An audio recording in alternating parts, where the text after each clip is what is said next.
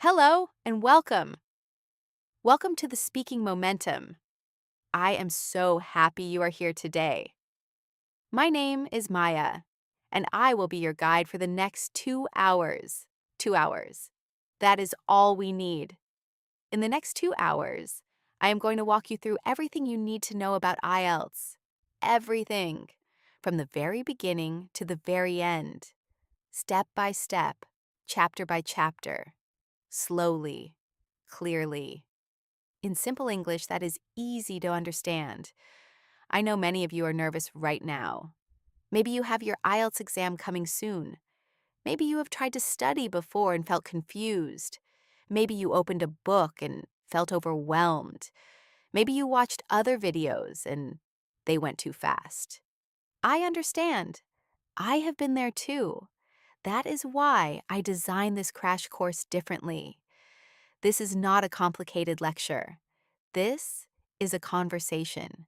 And I am going to talk to you the same way a good teacher talks to a student, slowly, with examples, with repetition, with encouragement. By the end of this 2-hour course, you are going to understand exactly what IELTS is, how it works, and what you need to do to get a Band 7 or higher. You will know the strategies for every single section. Listening, reading, writing, speaking, all of them. And the best part, you do not need to be a perfect English speaker right now. You just need to be willing to learn. And you already are, because you are here. So take a deep breath, get comfortable, maybe get a pen and a notebook if you have one, and let us begin. This is the Speaking Momentum, and this is your IELTS crash course. Let us go. Chapter 1, Understanding IELTS, what it is, who it is for, and how the whole test works. Let us start from the very beginning. What is IELTS? IELTS stands for International English Language Testing System. Let me say that one more time slowly. International English Language Testing System, IELTS. It is an English language test. That is it. It is a test that measures how well you can use English, how well you can listen, how well you can read, how well you can write, and how well you can speak. IELTS is recognized all over the world. Universities in the UK, Australia, Canada, New Zealand, and many other countries use IELTS to check if international students have the English level they need to study there. Many companies and immigration programs also use IELTS. So if you want to study abroad, work abroad, or move to an English-speaking country, IELTS is very important for you. Now, there are two main versions of IELTS, the academic version and the general training version. What is the difference? The academic version is for people who want to study at a university at the undergraduate or postgraduate level. If you want to get a degree from a British, Australian, or Canadian university, you usually need the academic version. The general training version is for people who are applying for work experience, secondary school, or immigration purposes. For example, if you are moving to Canada or Australia as a skilled worker, you usually need the general training version. The listening and speaking tests are the same for both versions. The reading and writing tests are slightly different. The academic versions of reading and writing are generally a little more challenging than the general training versions. In this crash course, I will cover both. When there is a difference, I will tell you clearly. Now let us talk about the scoring system. IELTS uses a scoring system called band scores. These go from Band 1 to Band 9. Band 1 means you have almost no English ability. Band 9 means you are an expert user of English. Most universities and immigration programs require a Band 6, Band 6.5, or Band 7. Some programs require Band 7.5 or Band 8. In this course, our goal is Band 7 or higher. That is what we are working towards. Let me explain what Band 7 means. Band 7 means you are a good user of English. You can handle complex language well. You understand detailed reasoning. You sometimes make mistakes, but they do not cause misunderstandings. This is very achievable. Many students reach Band 7, and in this course, I will show you exactly how. Now, let us understand the structure of the full IELTS test. There are 4 sections, 4 modules: listening, reading, writing, and speaking. Let me go through each one briefly now. I will explain each one in much more detail in the chapters that follow. The listening test is first. It is 30 minutes long. You listen to 4 recordings and answer 40 questions. The recordings include conversations, monologues, and discussions on different topics. This section tests how well you understand spoken English. The reading test is next. It is 60 minutes long. You read 3 long passages and answer 40 questions. For academic, the passages are from books, newspapers, and journals. For general training, the texts may include advertisements, instructions, workplace documents, and longer texts. This section tests how well you understand written English. The writing test comes after reading. It is 60 minutes long. You complete 2 writing tasks, Task 1 and Task 2. In Task 1 of Academic IELTS, you describe a graph, chart, table, or diagram. In Task 1 of General Training, you write a formal or informal letter. Task 2 is the same for both versions. You write an essay on a topic. Task 2 is worth more marks than Task 1. This section tests how well you can write in English. The speaking test is the last section. It is 11 to 14 minutes long. You have a face-to-face interview with a trained examiner. The speaking test has 3 parts. Part 1 is a short personal interview. Part 2 is where you speak on a topic for 2 minutes. Part 3 is a deeper discussion about the same topic. This section tests how well you can speak and communicate in English. Now, there is something important I want you to remember. The total IELTS score is the average of these 4 scores. So if you get Band 6 in listening, Band 7 in reading, Band 6 in writing, and Band 8 in speaking, your overall band score is 6.75, which is rounded to Band 7. This is very good news.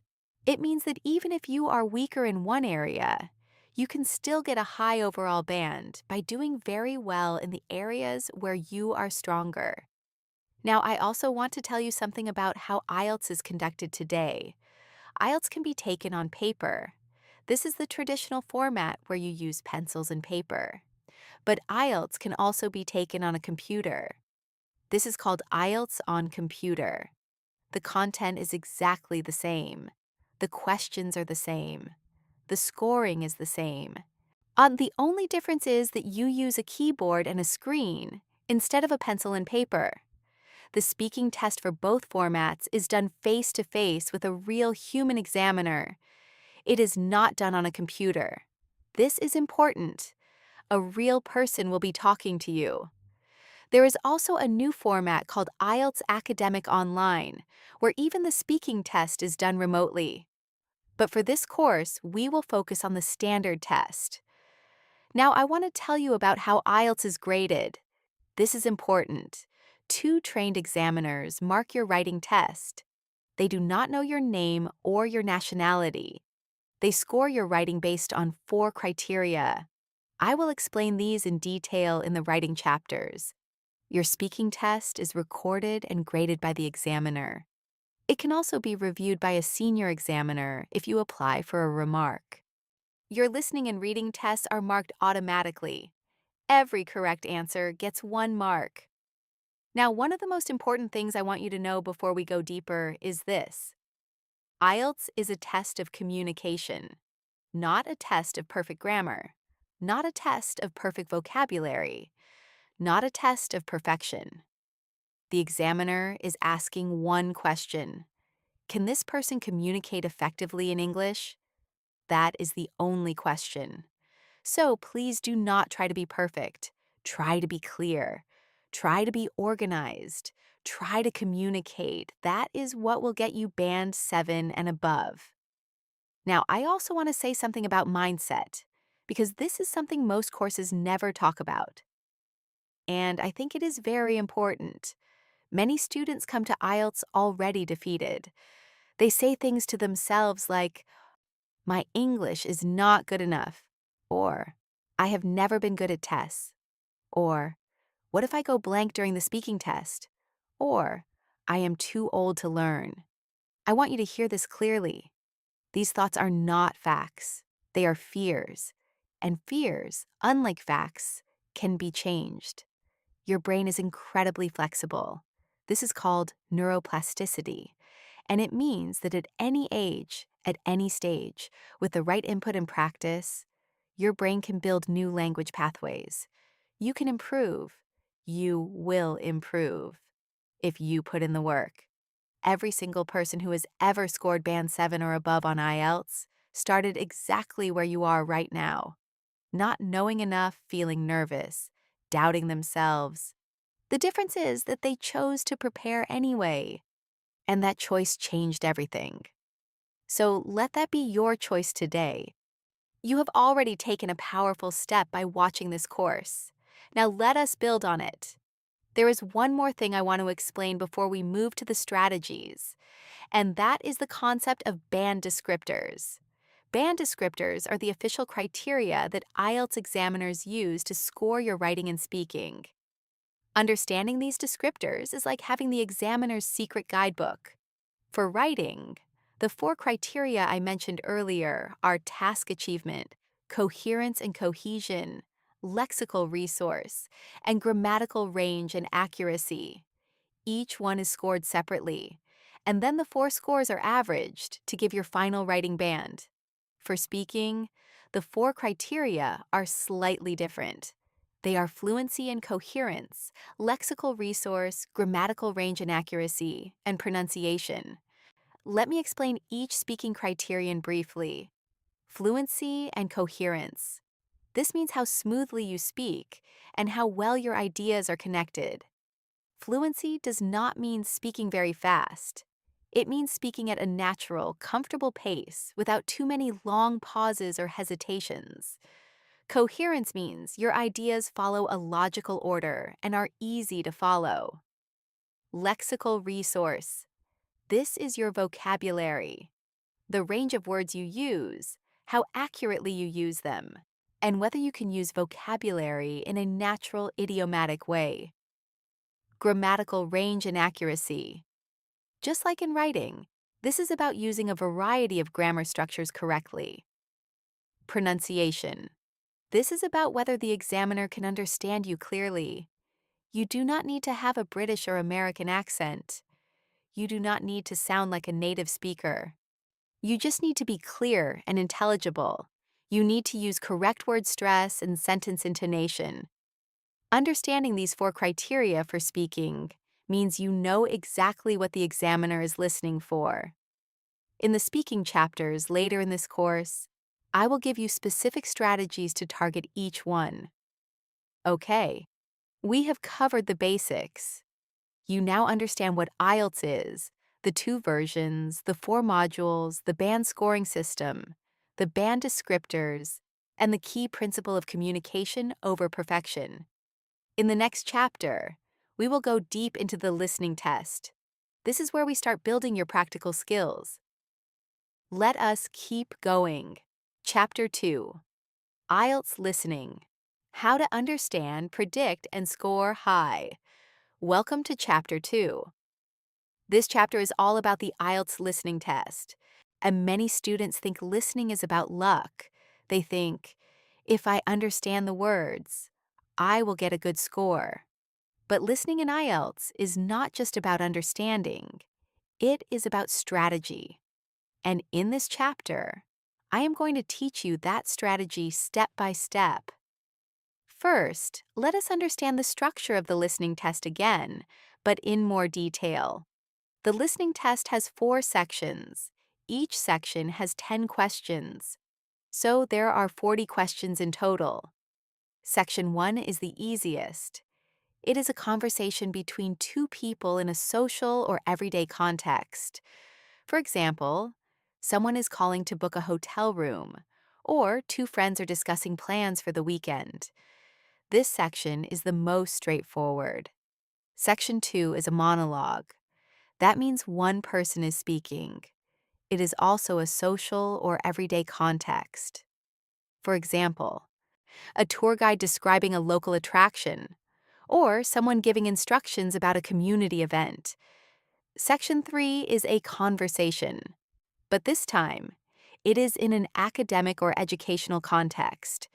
For example, 2 or 3 students discussing a project with a tutor. Section 4 is the most difficult. It is a monologue in an academic setting. For example, a university lecturer giving a lecture about climate change, or history, or science. As the sections progress, the language becomes more complex. The topics become more academic, and the information is delivered faster. Now let me tell you about the question types you will see in listening. Multiple choice questions. These give you a question and 3 or 4 answer choices. You choose the correct one. Matching questions. You match items from one list to items from another list. Plan, map, or diagram labeling. You look at a picture or diagram and label it based on what you hear. Form, note, table, or flowchart completion. You fill in missing information in a form, a set of notes, a table, or a flowchart. Sentence completion. You complete sentences using words from the recording. Summary completion. You fill in blanks in a short paragraph summarizing what you heard. Short answer questions. You answer a question in a few words.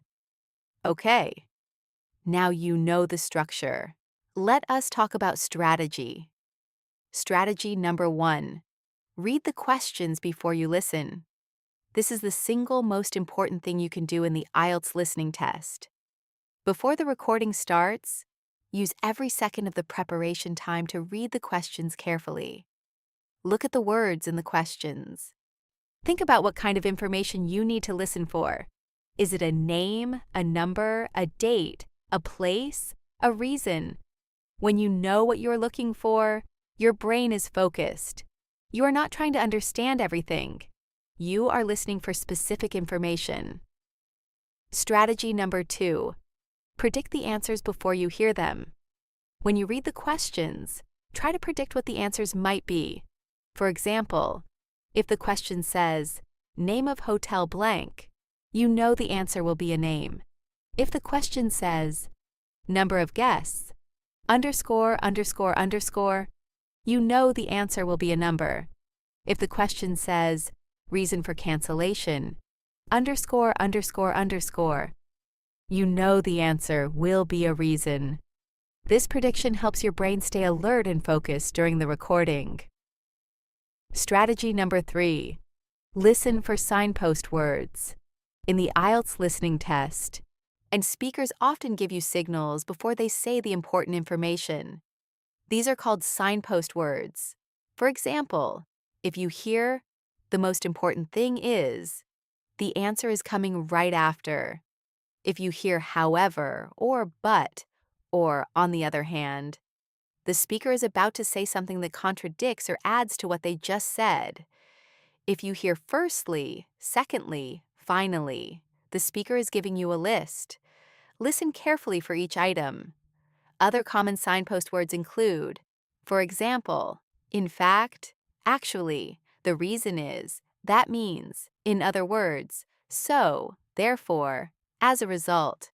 Train your ears to catch these words. They are your guideposts. Strategy number 4. Pay attention to spelling. For completion questions, your answer must be spelled correctly. If you need to write a name and you spell it wrong, you lose the mark. In the IELTS test, speakers often spell out names or difficult words for you. Listen very carefully when someone says, "That's spelled," or when they spell a word letter by letter. Write it down immediately. Strategy number 5. Watch out for distractors. IELTS is not a simple test. The examiners are trained to include traps. These are called distractors. A distractor is when the speaker mentions something that sounds like the answer, but then changes it. For example, a speaker might say, "The meeting is on Friday." "Oh, wait, no, sorry. It is on Saturday." The distractor is Friday. The correct answer is Saturday. Another kind of distractor is when the speaker says something that matches one of the wrong answer options in a multiple choice question. They say it clearly, so you think it is the answer. But then they go on to say something else that is the real answer. How do you avoid falling for distractors? Listen until the end. Do not write down the first thing you hear and stop listening. Keep listening. Confirm the answer. Strategy number 6. Keep moving forward. If you miss an answer, do not panic. Do not spend too much time worrying about it. Move on immediately. Focus on the next question. Losing 1 mark is not a disaster. But if you panic about one missed answer, you might miss the next 3. This is very important. Breathe. Move forward. Keep going. Strategy number 7. Use the end of section time wisely. After each section, the recording gives you a short pause. Use this time to quickly check your answers for that section, and use it to read ahead and prepare for the next section. At the very end of the listening test, you are given 10 minutes to transfer your answers to the answer sheet. Use this time carefully. Check your spelling. Check that you have answered every question. Make sure you have not left any blank. Remember, in IELTS listening, there is no penalty for a wrong answer. So if you are not sure about an answer, guess. Never leave a blank. Now let me give you some practical tips for improving your listening skills before the exam. Listen to English every day. This is not just advice. This is essential. Watch English movies with English subtitles. Do not use translated subtitles. Use English subtitles. This way, your ears and your eyes are working together. Listen to English podcasts. Listen to podcasts that speak at a clear, moderate speed. BBC Learning English is excellent. And TED Talks are also very good for academic listening practice. Watch documentaries in English. The IELTS Section 4 recordings often sound like documentary narration or academic lectures. If you get used to listening to this kind of English, Section 4 will become much easier. Practice with real IELTS listening tests. The Cambridge IELTS practice books are the best resources. Each book contains authentic IELTS tests. Practice at least one full listening test every 2 or 3 days. Now let me tell you about the most common mistakes students make in the listening test. Mistake number 1, writing more words than asked. If the question says, write no more than 2 words, and you write 3 words, your answer is wrong, even if the information is correct. Always check the word limit. Mistake number 2, using capital letters incorrectly. Proper nouns like names of people, places, and organizations should start with a capital letter. Make sure your answer reflects correct capitalization. Mistake number 3, changing the form of the word. If you hear the word photography, but the answer needs to fit grammatically as photographs, make sure you write the correct form. Mistake number 4, not checking the answer sheet at the end. Many students run out of time and forget to check. Always use the 10 minutes at the end. Now let me also talk about accents. This is something many students worry about. The speakers in the IELTS listening test come from different English-speaking countries. You will hear British accents, Australian accents, American accents, Canadian accents, and sometimes New Zealand accents. Do not panic about this. The speakers are trained to speak clearly and at a measured pace. However, if you are used to hearing only one type of accent, the others might sound unfamiliar. The solution is simple. Before your exam, expose yourself to different accents. Watch British TV shows and films. Watch Australian documentaries. Listen to American podcasts. The more variety you expose yourself to, the more flexible your listening ear becomes. Some specific differences you might notice. British speakers often drop the letter R at the end of words. They say teacher instead of teacher. Australian speakers often raise their intonation at the end of statements, which can sound like a question. American speakers have a clearer, rounder R sound. Once you are aware of these differences, they stop being confusing. They just become patterns. And patterns are something your brain learns to recognize quickly. Let me also talk about numbers and figures. The IELTS listening test often includes numbers, dates, prices, times, reference numbers, and measurements. These can be tricky because people sometimes say numbers in unexpected ways. For example, 15 and 50 can sound very similar. 15 versus 50. Pay close attention to the teen ending and the tie ending. The stress is different. 15 versus 50.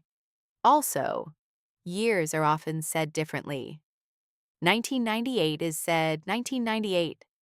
2025 is said 2025. But 2005 is said 2005. And 2015 could be said 2015 or 2015.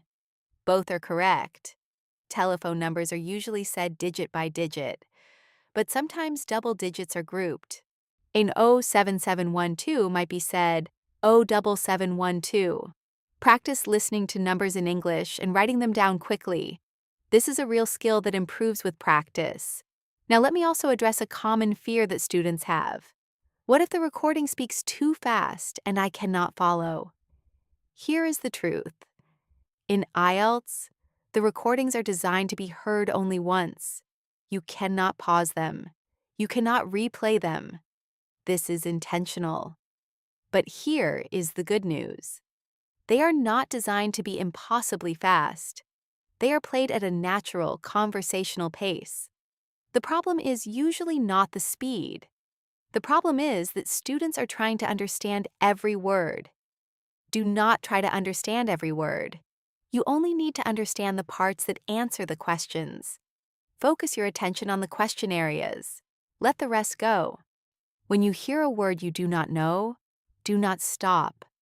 Keep listening. Keep moving forward. Context will usually help you understand the meaning. And if you miss one answer, you move to the next question. The key mental shift is this. Stop trying to understand everything. Start listening for what matters. Okay, you now have a complete strategy for the IELTS listening test. Let me summarize quickly. Read the questions before you listen. Predict the answers. Listen for signpost words. Watch out for distractors. Keep moving forward. Use the end of section pause wisely. Expose yourself to different accents. Listen carefully for numbers. And always, always, check your spelling. In the next chapter, we are going to tackle the reading test. Get ready, because I have some very powerful strategies for you. Chapter 3. IELTS Reading, Speed, Skill, and Strategy for a High Score. Welcome to Chapter 3, Reading. The IELTS reading test is 60 minutes long. You have 40 questions spread across 3 passages. You have 1 hour. That means you have about 20 minutes per passage. But you also have to read the passage and answer the questions. So time management is everything. Let me first explain the types of reading passages you will see. In academic IELTS reading, the 3 passages are usually long. They come from academic journals, books, magazines, and newspapers. They deal with topics like science, history, environment, culture, and technology. They are not simple texts. They can be challenging, but you do not need to understand every word. I will show you how. In General Training IELTS Reading, the first section contains 2 or 3 short texts. These are practical texts like advertisements, notices, or job descriptions. The second section contains work-related texts. The third section contains a longer passage similar to what you see in academic IELTS. Now let me explain the question types. Multiple choice. You choose one answer from 3 or 4 options. True, false, not given. You decide if the information in the statement matches the passage, contradicts the passage, or is not mentioned in the passage. Yes, no, not given. Similar to the above, but these are about the author's opinions or claims, not just facts. Matching headings. You match a heading from a list to the correct paragraph or section of the passage. Matching information. You find which paragraph contains certain information. Matching features. You match statements to a list of features or categories. Matching sentence endings. You choose the correct ending for incomplete sentences. Sentence completion. You complete sentences using words from the passage. Summary, note, table, or flowchart completion. You fill in missing words from the passage. Short answer questions. You answer questions in a few words. Now let us talk about strategy. This is the most important part of this chapter. Strategy number 1. Do not read the passage first. I know this sounds strange, but it is one of the most powerful strategies in IELTS reading. Most students read the passage from beginning to end first. This takes a lot of time, and after reading, they have already forgotten most of what they read. Instead, do this. Read the questions first. Understand what the questions are asking. Then go to the passage and look for the specific information that answers those questions.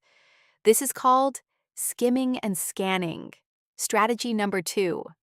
Skimming and scanning. Skimming means reading quickly to get the general idea. You do not read every word. You look at headings, the first sentence of each paragraph, and key words. Scanning means moving your eyes quickly across the text to find specific information. You are looking for a name, a number, a date, a particular word. These two techniques together will save you so much time in the reading test. Strategy number 3. Understand true, false, not given. This question type confuses many students. Let me explain it very clearly. True means the information in the statement agrees with what is written in the passage. The passage says the same thing. False means the information in the statement disagrees with what is in the passage. The passage says something different or the opposite. Not given means the topic or information in the statement is not mentioned in the passage at all. You cannot find it. The passage does not talk about it. The most common mistake students make is confusing false with not given. Here is the key difference. False means the passage says the opposite. Not given means the passage says nothing at all about it. For example, if the passage says, the researcher found no connection between stress and creativity, and the statement says, the researcher proved that stress improves creativity, that is false. The passage says the opposite. But if the passage never mentions anything about stress and creativity at all, that is not given. Always look for evidence in the passage. Do not use your outside knowledge. Do not think about what you already know about the topic. Only use what the passage says. Strategy number 4. For matching headings, read the first and last sentence of each paragraph. The first sentence of a paragraph usually introduces the main idea. The last sentence often summarizes or concludes it. By reading just these 2 sentences, you can usually identify the main point of the paragraph. Then match that main point to the most suitable heading from the list. Be careful. Some headings may look similar. Always choose the one that best fits the whole paragraph, not just one detail.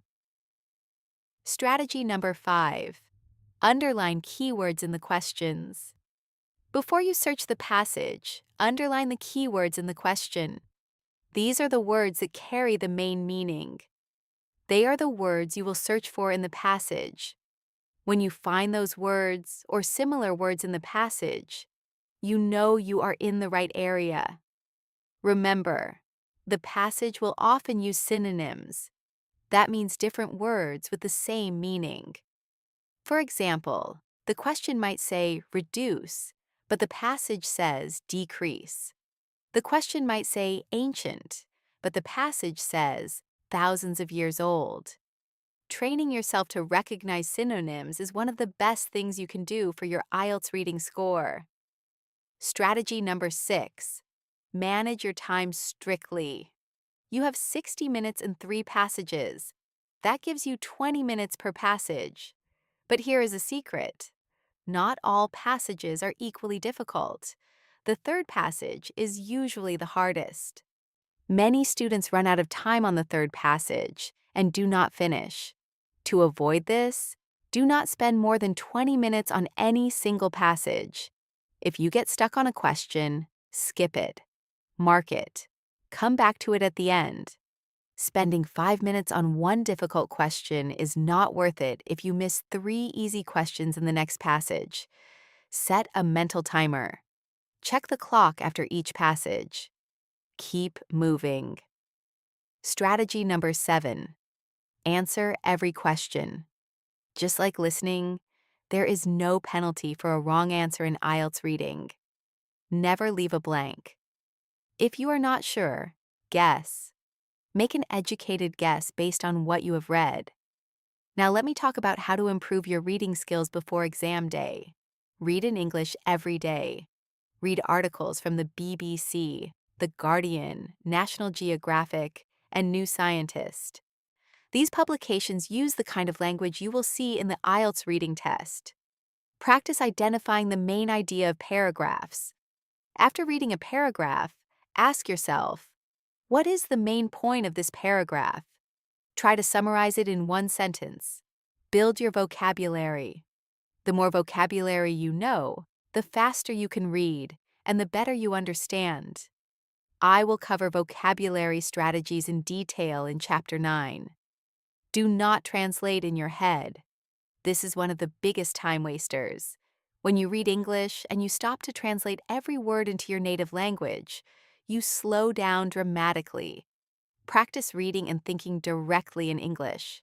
Practice with timed tests. Use the Cambridge IELTS practice books. Time yourself. Do the full test in 60 minutes. This builds the stamina and speed you need. Now, and common mistakes to avoid. Mistake number 1, spending too long on difficult questions. Skip and come back. Mistake number 2, using outside knowledge. Only use what the passage says. Mistake number 3, confusing, not given with false. Always look for evidence. Mistake number 4, copying long phrases from the passage when the question asks for a short answer. Reread the instructions. Follow the word limit. Let me also share with you something that many students do not know. In IELTS academic reading, the passages are often argumentative or analytical. That means the author is not just giving information. The author is making a point. The author has a position. When you read, try to identify the author's main argument. What is the author trying to say? What is the main claim? This understanding helps you answer opinion-based questions much more accurately. You will often see questions like, according to the author, which of the following is true? Or, the author implies that. These questions are asking about the author's perspective, not general knowledge. Let me also talk about a type of question that confuses many students. The matching information question.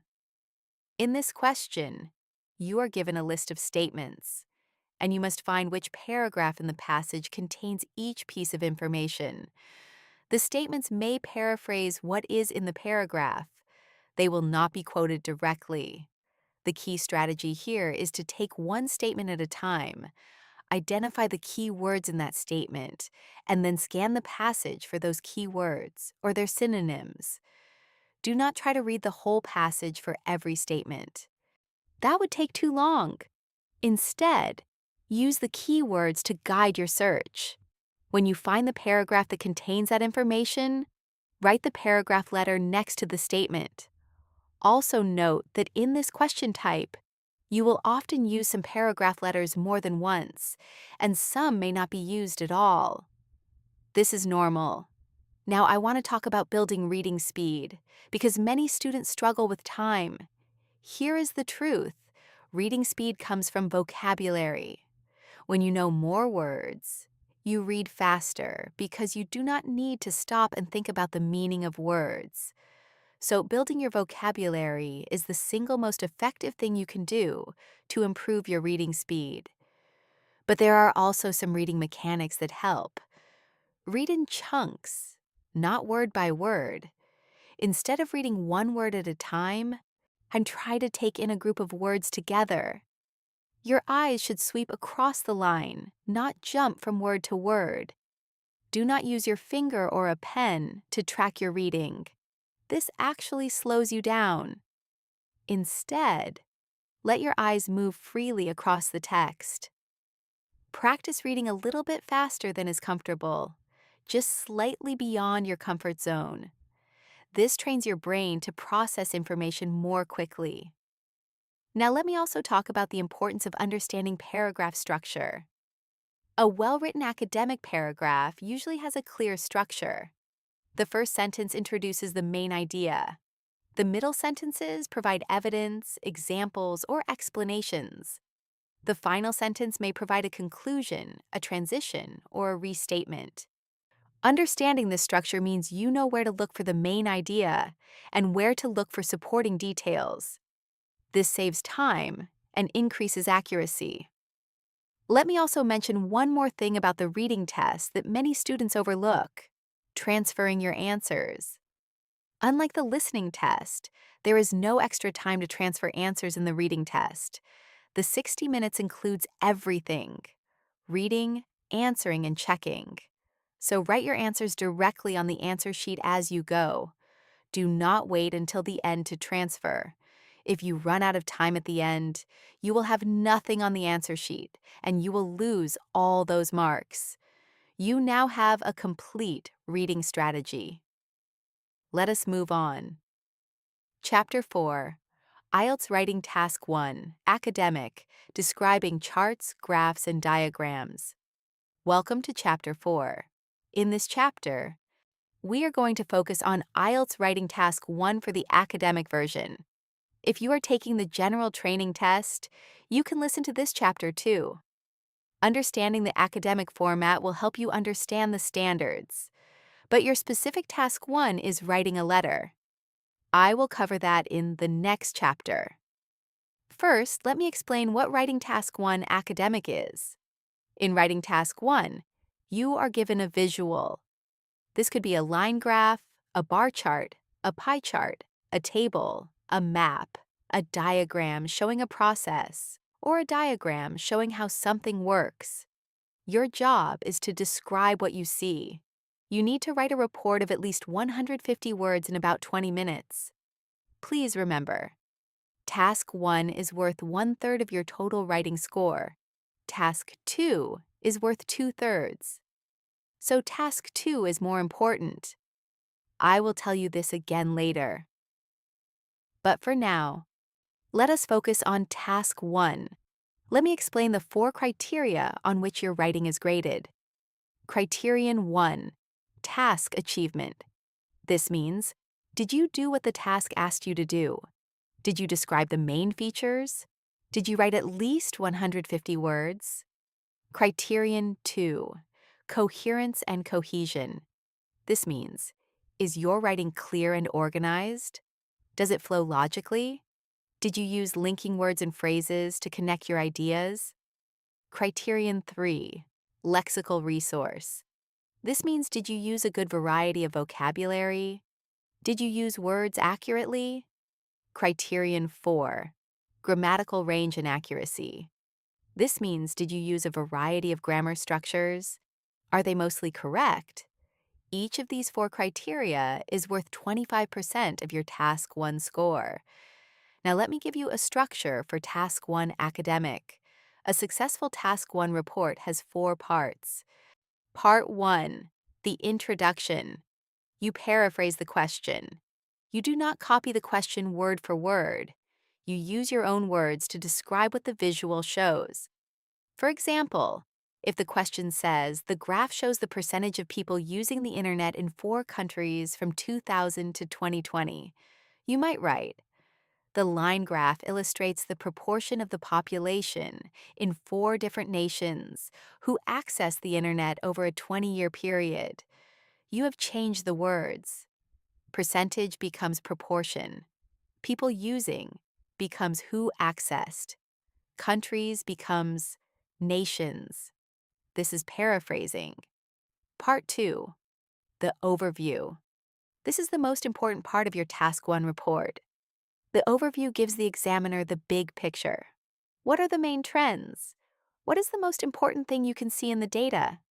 For a graph that goes up over time, you might say, overall, internet usage increased significantly in all 4 countries, with country A showing the most dramatic growth. The overview should not include specific numbers. It should describe the general trends. The overview is what separates Band 5 and 6 students from Band 7 and above students. Many students do not include an overview. If you include a clear, accurate overview, you immediately stand out. Part 3, the first body paragraph. Here you describe the key features with specific data. You choose the most significant trends and describe them with numbers, dates, and comparisons. Part 4, the second body paragraph. Here you continue describing features, comparing data, or discussing secondary trends. Let me give you important language for Task 1 academic. Language for describing trends. To describe an increase, use words like rose, increased, grew, climbed, went up, surged. To describe a decrease, use words like fell, declined, decreased, dropped, went down, plummeted. To describe no change, use words like remained stable, stayed constant, leveled off, plateaued, showed little change. To describe a peak, use words like reached a peak, peaked at, hit a high of, reached its highest point. To describe a low point, use words like reached a low, fell to a low of, hit its lowest point. Language for comparing. Compared with, in comparison to, whereas, while, on the other hand. By contrast, similarly, likewise. Language for approximating. Approximately, roughly. Around, just over, just under, nearly, almost, about. Language for time. Between 2000 and 2010, from 2005 to 2015, and over the period, during this time, by the end of the period, in the final year. Now let me give you an important tip about Task 1. You do not need to describe every single number. You should not list every single data point. That would take too long, and it would be boring to read. Instead, select the most important and interesting features. Describe those, compare them, highlight the trends. A common mistake is to just describe the data without making comparisons or identifying trends. This is what a Band 5 answer looks like. A Band 7 answer selects, compares, and identifies the most significant features. Now let me talk about diagrams and process charts. These are slightly different from graphs and charts. A process diagram shows how something happens step by step. For example, how water is purified, or how a product is manufactured, or how an animal develops. For process diagrams, your Task 1 report should describe each stage in order, using sequencing language. Useful sequencing language includes first, then, next, after this, following this, subsequently, finally, at the final stage. Also describe what happens at each stage. Use passive voice, because process diagrams are usually about things that happen to something, not about someone doing something. For example, first, the raw water is collected in a large tank. Next, it is filtered through a series of screens to remove large particles. Following this, chemicals are added to kill bacteria. Notice the passive voice. Is collected. Is filtered. Are added. This is natural and correct for describing processes. A map comparison question asks you to describe changes to a place over time. For example, the two maps below show the layout of a town in 1980 and today. For this type, describe what has changed and what has stayed the same. Use language like, a new road has been built in the north. The forest has been replaced by a shopping center. The river still flows through the center of the town. Let me now walk you through a complete worked example of a Band 7 Task 1 academic response, so you can see everything I described in action. Imagine the question is, the line graph below shows the number of tourists visiting 3 different countries between 1990 and 2020. Let us say country A started at 2 million tourists in 1990 and rose steadily to 12 million by 2020. Country B started at 5 million, peaked at 8 million in 2005, and then declined back to 4 million by 2020. Country C remained fairly stable throughout the period, hovering around 3 million. Here is what a Band 7 Task 1 response might look like.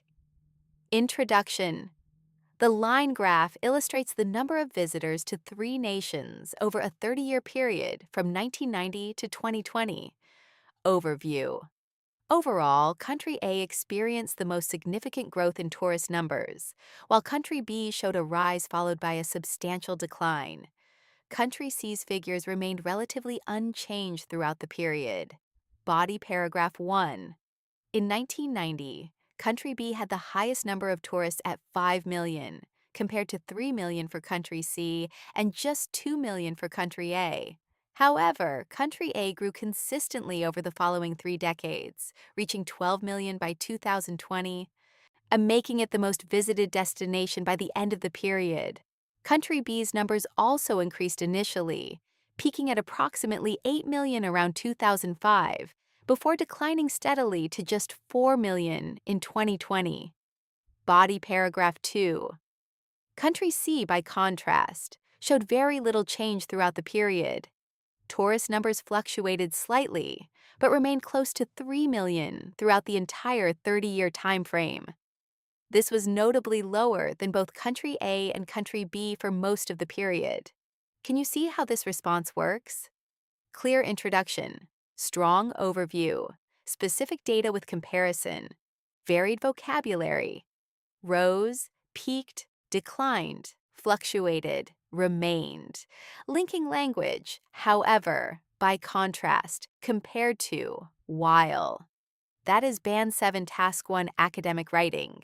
Clean, organized, data-rich, and analytical. One important note about Task 1 that many students miss. You should not write a personal opinion in Task 1 academic. You are describing data. You are not evaluating it or saying whether the trend is good or bad. Stay objective. Stay factual. Also, be precise with your language. Do not say a lot. Say significantly or substantially. Do not say went up a little. Say increased slightly or rose marginally. The precision of your language is part of your lexical resource score. Okay, let me give you a quick Band 7 checklist for Task 1 academic. Did you write at least 150 words? Good. If not, add more. Did you paraphrase the question in your introduction? Good. Did you include an overview with the main trends? Good. Did you use specific data from the visual? Good. Did you compare different data points or trends? Good. Did you use a variety of vocabulary for trends? Good. Did you use linking words to connect your ideas? Good. Did you check your grammar?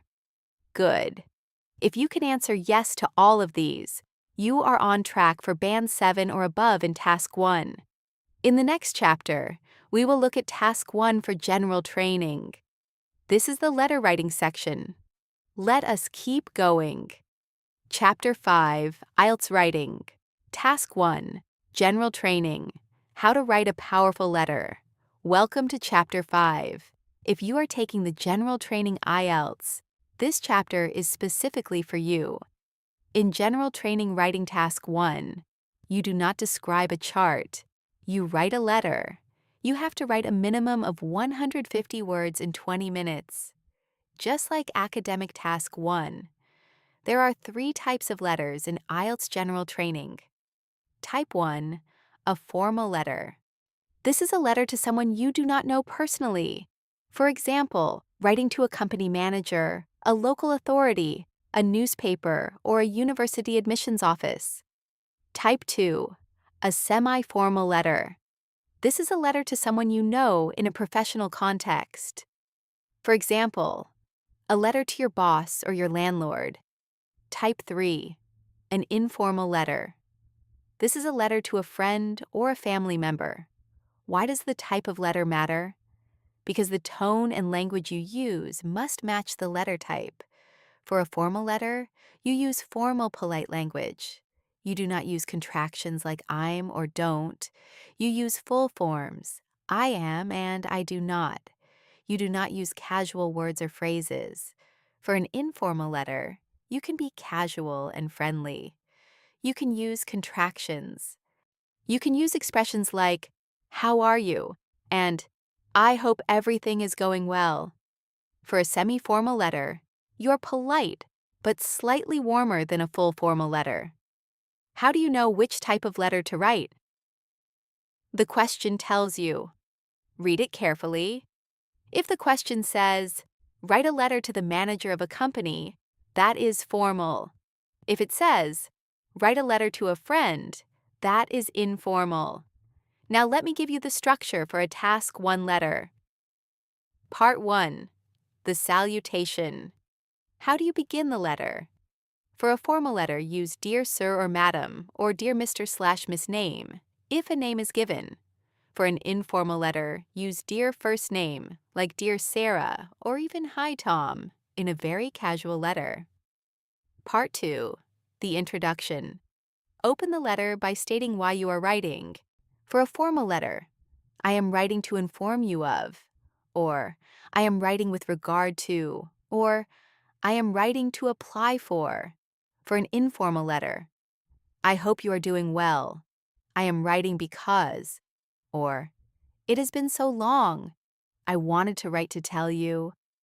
Part 3, the body paragraphs. The question will usually give you 3 bullet points that you need to cover. Address all 3. Give enough detail for each one. For formal letters, use formal phrases to introduce each point. With regard to your first point, or I would also like to mention, or furthermore. For informal letters, use connecting words naturally. Anyway, about the party, or oh, and another thing. Or I also wanted to ask you about. Part 4, the closing. Finish the letter politely. For a formal letter, I look forward to hearing from you. Or, I would appreciate a prompt response. Or, please do not hesitate to contact me if you need further information. For an informal letter, I hope to hear from you soon. Or, can't wait to see you. Or, take care and write back soon. Part 5, the sign-off. For a formal letter, yours faithfully if you do not know the person's name. Yours sincerely if you use their name in the salutation. For an informal letter, best wishes, or lots of love, or take care, followed by your name. Now let me give you some important tips. Tip number 1, cover all 3 bullet points in the question. This is essential for task achievement. If you miss one bullet point, your score will drop significantly. Tip number 2, give enough detail for each bullet point. Do not just mention each point in one sentence. Expand. Give reasons, examples, or descriptions. Tip number 3. Maintain consistent tone. If you start with a formal tone, keep it formal throughout. Do not switch between formal and informal in the same letter. This looks inconsistent and unprofessional to the examiner. Tip number 4. Use linking words and phrases. Even in a letter, you need to use cohesion. Words like furthermore, in addition, however, for this reason, as a result, show the examiner that you can organize your ideas. Tip number 5. Do not use a real address at the top of the letter, and do not sign with your real name. You can use a name like Chris or Alex, or any name that does not reveal your gender or nationality. Common letter topics in IELTS. General training include writing to complain about something, writing to apologize for something, writing to request information, writing to explain a situation, writing to recommend something, writing to invite someone, writing to congratulate someone. Let me quickly show you how a formal complaint letter might be organized. Dear Sir or Madam, I am writing to express my dissatisfaction with the service I received from your company on the 5th of March. The first issue I would like to raise concerns the delivery of my order. I had placed an order for a laptop computer, which was supposed to arrive within 3 working days. However, it did not arrive until 2 weeks later, which caused significant inconvenience. Furthermore, when the item finally arrived, it was damaged. The screen was cracked, and the keyboard was not functioning properly. This is entirely unacceptable for a product of this value. I would therefore request that you arrange for a full replacement of the item or a complete refund. I also expect compensation for the delay. I look forward to your prompt response. Yours faithfully, Alex Morgan. Can you see the structure? Introduction stating the purpose. First body paragraph covering the first issue. Second body paragraph covering the second issue. Clear closing with a request. Appropriate sign-off. That is Band 7 territory right there. Now let us move on to the most important part of the writing test. Task 2. Chapter 6, IELTS Writing. Task 2, the essay. Your path to Band 7 and above. Welcome to Chapter 6. This is the chapter you have been waiting for. Writing Task 2 is the essay. It is worth more than Task 1. It counts for 2/3 of your total writing score. So this is where you can really boost your writing band. You need to write a minimum of 250 words. You have 40 minutes. I recommend spending about 5 minutes planning, 30 minutes writing, and 5 minutes checking. Let me first explain the types of essays you may be asked to write. Essay Type 1. Opinion essay. Also called agree or disagree essay. You are given a statement and asked whether you agree or disagree. Essay Type 2. Discussion essay. Also called discuss both views essay. You are given 2 different opinions and asked to discuss both and give your own view. Essay Type 3. Advantages and disadvantages essay. You are asked to discuss the benefits and drawbacks of something and sometimes give your own opinion. Essay Type 4. Problem and solution essay. You are asked to describe a problem and suggest ways to solve it. Essay Type 5. 2-part question essay. You are given a statement and asked 2 separate questions, such as what are the causes and what can be done about it. Now, regardless of the essay type, there is a universal structure you can use. I call it the Band 7 essay framework, and I am going to give it to you now. Paragraph 1. Introduction. Your introduction does 2 things. First, it introduces the topic by paraphrasing the question. Second, it clearly states your position or tells the reader what the essay will cover. This paragraph should be 3 to 4 sentences long. Example for an opinion essay. Key question. Some people believe that university education should be free for everyone. To what extent do you agree or disagree? Introduction. The question of whether higher education should be made accessible to all students at no cost has become increasingly controversial. While some argue that free university education promotes equality and social mobility, others contend that such a policy is economically unsustainable. This essay will argue that, while the idea has considerable merit, a fully free system presents significant financial challenges. Notice what I did. I paraphrased the topic. I mentioned both sides. I clearly stated my position. Paragraph 2. First body paragraph. This paragraph supports one main idea. Your paragraph should follow the structure I call PEAL. P stands for point. Make your main point in the first sentence. E stands for explanation. Explain the point in more detail. E stands for example. Give a specific example to support your point. L stands for link.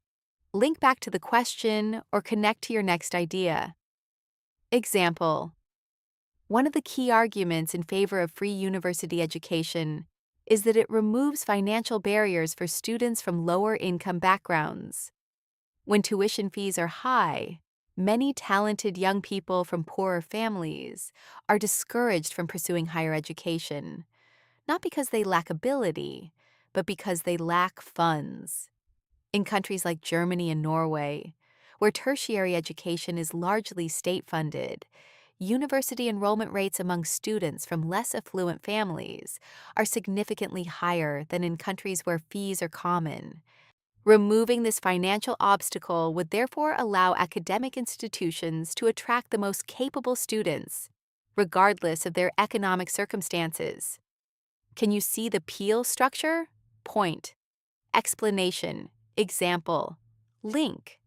Paragraph 3. Second body paragraph. This paragraph supports your second main idea. Or if your essay requires discussing both sides, this is where you discuss the other side.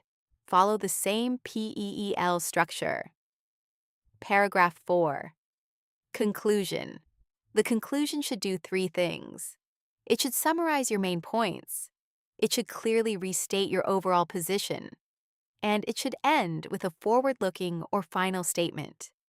Your conclusion should not introduce any new ideas. It is a summary and a closing statement. Example. In conclusion, while free university education would undeniably promote greater equality of opportunity, the significant financial burden it would place on governments cannot be ignored. A more balanced approach, such as income-contingent loan systems or subsidized tuition for disadvantaged students, may be a more practical solution. Ultimately, a society that values education must find ways to ensure that financial constraints do not determine academic potential. Now let me talk about vocabulary and grammar for Task 2. To achieve Band 7, you need to show lexical resource. This means you use a range of vocabulary. You do not repeat the same words. You use synonyms. You use word forms correctly. For example, instead of saying important again and again, use significant, crucial, vital, essential, critical, fundamental, key. Instead of saying increase, use rise, grow, surge, climb, boost, expand, escalate. Instead of saying people, use individuals, citizens, society, the public, people in general, many, those, who. To achieve Band 7 in grammatical range and accuracy, you need to use a mix of simple and complex sentences. You should not just use simple sentences. You need to use complex structures. Examples of complex grammar structures: relative clauses. Students who cannot afford tuition fees are often denied opportunities. Conditional sentences. If governments were to invest more in education, and the long-term economic benefits would be substantial. Passive voice. It has been argued that free education reduces social inequality. Noun clauses. What is clear is that access to education has long-term economic benefits. Participle clauses. Faced with rising tuition costs, many students are choosing not to apply to university. You do not need to use all of these in every essay, but use a variety. Show the examiner that you can handle different grammar structures. Now, let me talk about cohesion. Cohesion is about how well your essay flows from one idea to the next. You use cohesion devices to connect your sentences and paragraphs. Here are some useful cohesion devices for IELTS essays. To add information, furthermore, moreover, in addition, additionally, also, besides. To contrast, however, on the other hand, nevertheless. Despite this, in contrast, while, although, even though, whereas, to show cause and effect, therefore, as a result, consequently. For this reason, hence this leads to give examples. For example, for instance, such as, to illustrate in particular, to concede a point. Admittedly, it is true that, while it is recognized that, to introduce a conclusion, in conclusion, to summarize, ultimately, overall. Now let me give you the most important tip for task 2. Answer the question. This sounds obvious, but it is the most common reason students fail to reach Band 7. They write beautifully structured essays with good vocabulary and grammar, but they do not actually answer the question that was asked. Read the question carefully. Identify the exact task. If it says to what extent do you agree, you must give a clear position. If it says discuss both views and give your own opinion, you must discuss both views and state your opinion. If it says, what are the problems, and suggest some solutions, you must address both. Examiners are specifically looking for whether you addressed all parts of the task. This is task achievement.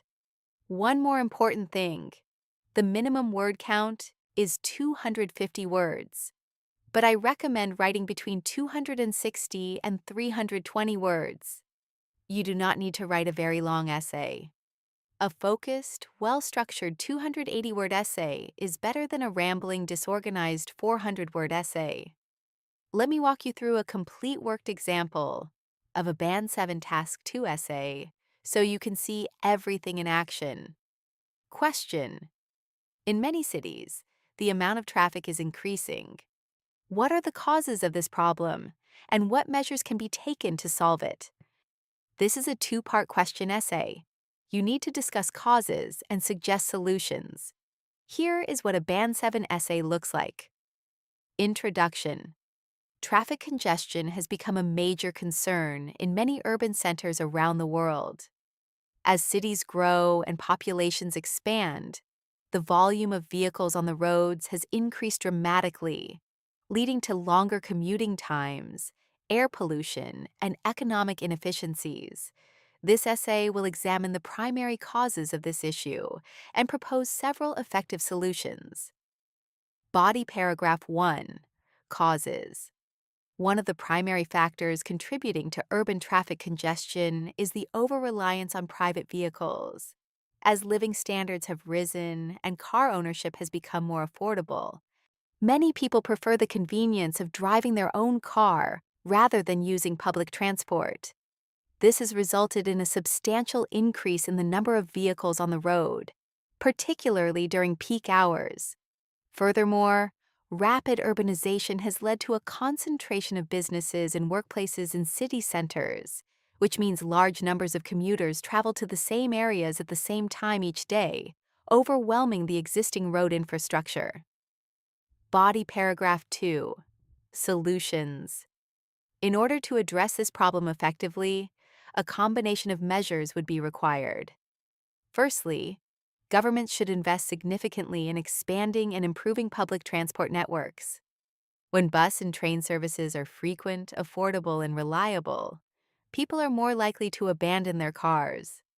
Singapore, for example, has one of the most efficient urban transit systems in the world, and its government has actively discouraged car ownership through high taxation, with remarkable results.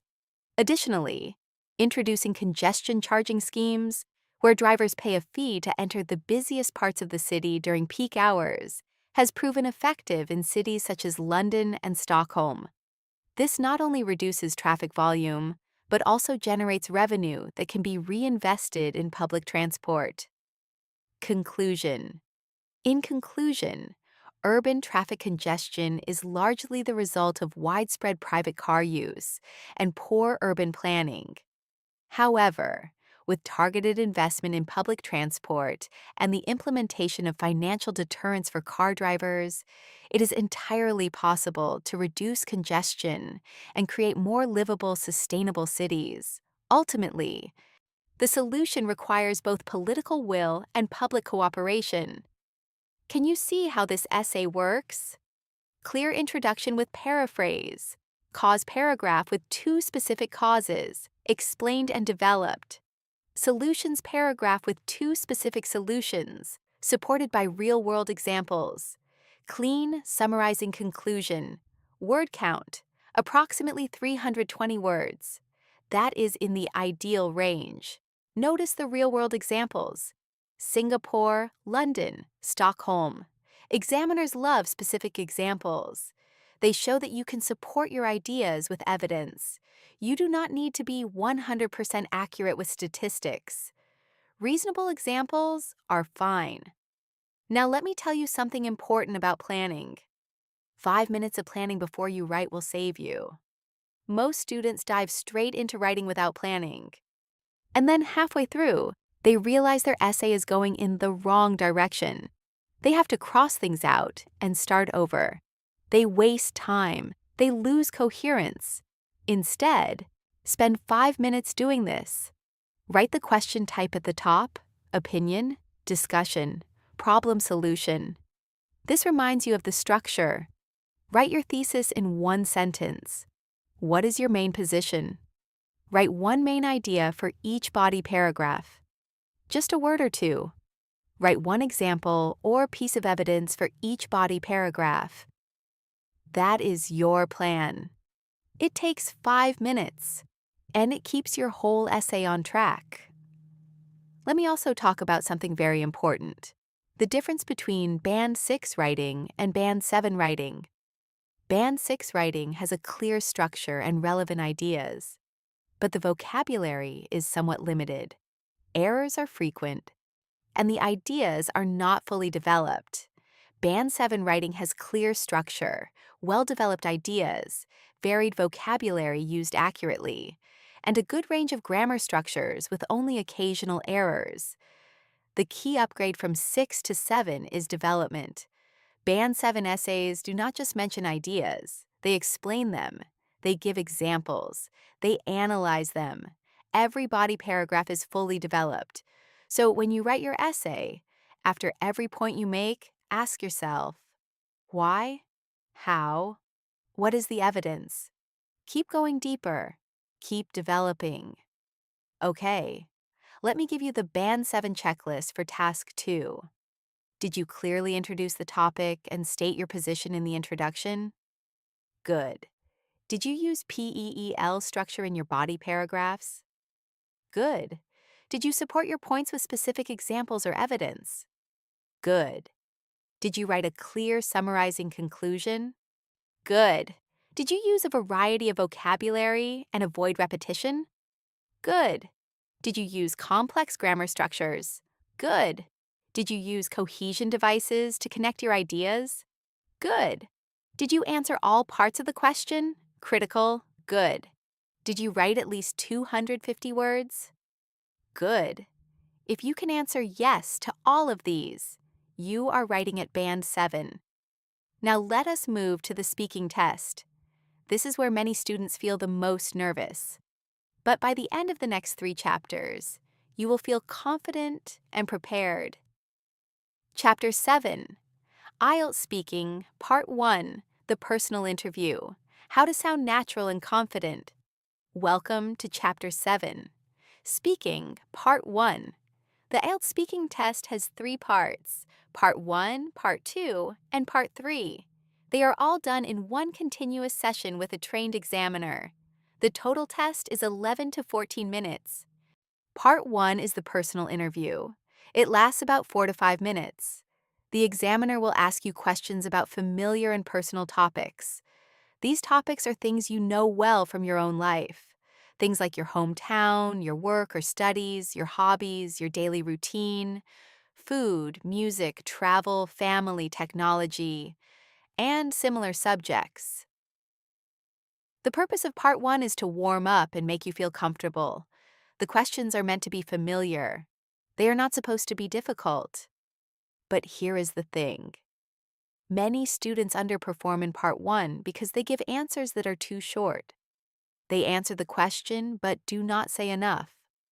A one-word answer or a single sentence is not enough. On the other hand, some students give answers that are too long. They talk and never stop. This is also not ideal. The sweet spot is this. For each question in part 1, aim to give 2 to 4 sentences, a clear, relevant answer, plus an explanation or reason or example. Let me show you what I mean. Question: do you enjoy cooking?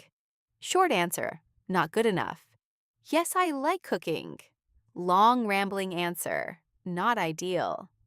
Well, I like cooking, and sometimes I cook with my family, and we make many different foods. And I learned to cook from my mother, and she taught me how to make rice and curry. And I also like watching cooking videos online. And I think cooking is important because it is healthy. Good Band 7 answer: yes, I genuinely enjoy cooking. I find it to be a creative and relaxing activity, especially after a long day at work. My favorite thing to prepare is pasta, because there are so many different ways to make it, and I can experiment with different ingredients each time. Can you see the difference? The good answer is focused. It is natural. It gives a reason and a specific example. It shows vocabulary range, and it is not too long. Let me now give you some strategies for part 1. Strategy number 1. Extend your answers naturally. When you answer a question, try to add a reason, an example, or additional information. Do not just answer yes or no. Do not just state a fact. Extend it. You can use simple phrases to extend your answers.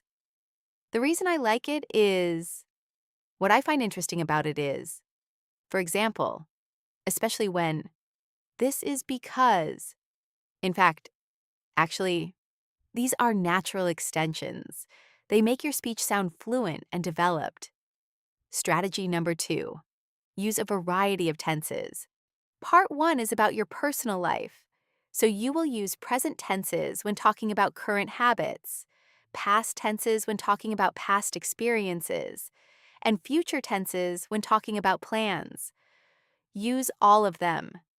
Do not just use the present tense for everything. For example, I used to play football a lot when I was younger, but these days, I prefer going to the gym. I think I will probably continue with the gym next year as well, because I have really started to enjoy it. That one answer used past tense, present tense, and future tense. The examiner notices this. Strategy number 3. Show enthusiasm and personality. Your speaking is being assessed on how you communicate. The examiner wants to see a real person communicating, not a robot reading memorized sentences. Use natural intonation. Go up in pitch when you are excited or making an important point. Go down when you finish a sentence. Stress the most important words. It is okay to show that you like or dislike something. It is okay to express your personality. In fact, students who speak with enthusiasm and personality almost always score higher because their English sounds more natural. Strategy number 4. Do not memorize scripts. This is very important. Examiners are trained to detect memorized answers. If you have memorized a long, beautiful answer for, "Tell me about your hometown," and you recite it perfectly, the examiner will know, and they will give you a lower score because memorized language does not demonstrate real communicative ability. Instead, Practice speaking about these topics freely, in your own words, with your own ideas, even if you make small mistakes. Strategy number 5, handle difficult questions gracefully. Sometimes the examiner might ask you something you are not sure how to answer. This is fine. You can use these phrases. That is an interesting question. I have not really thought about it before. I suppose I would say, I am not entirely sure, but I think. To be honest, I do not have a strong opinion on that. But I suppose. Let me think about that for a moment. I would say, these are natural, native-sounding ways to handle uncertainty.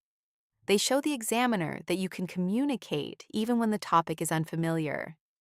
Now let me tell you about common topics in Part 1 and how to prepare for them. Common topics include hometown and home, family, work or study, hobbies and free time, food and cooking, music, sports and exercise, television and films, shopping, travel, weather, technology, animals and pets, reading. Here is how to prepare. Take each topic. Brainstorm what you would say about yourself in relation to that topic. Practice speaking about it out loud for 2 to 3 minutes. Record yourself if possible. Listen back. Notice where you hesitate too much, where your grammar is wrong, and where your vocabulary is limited. Practice makes permanent. Practice speaking, not just thinking about it. One more important note: the examiner is not trying to trick you in Part 1. The examiner is a professional who wants to help you perform well. They ask follow-up questions if your answer is too short. They smile and nod. They are supportive, so relax, breathe, and speak naturally. Now let me give you a few final preparation tips for speaking Part 1. Practice talking about yourself in English every single day. Even if you do not have a conversation partner, talk to yourself. Look in the mirror. Pretend you are being interviewed. Ask yourself a question out loud, and then answer it out loud. This might feel strange at first, but it is one of the most effective ways to build fluency. Fluency is not about knowing more words. Fluency is about your brain and your mouth working together smoothly, and the only way to build that is repetition. Also, record yourself speaking. This is something most students never do, but it is incredibly valuable.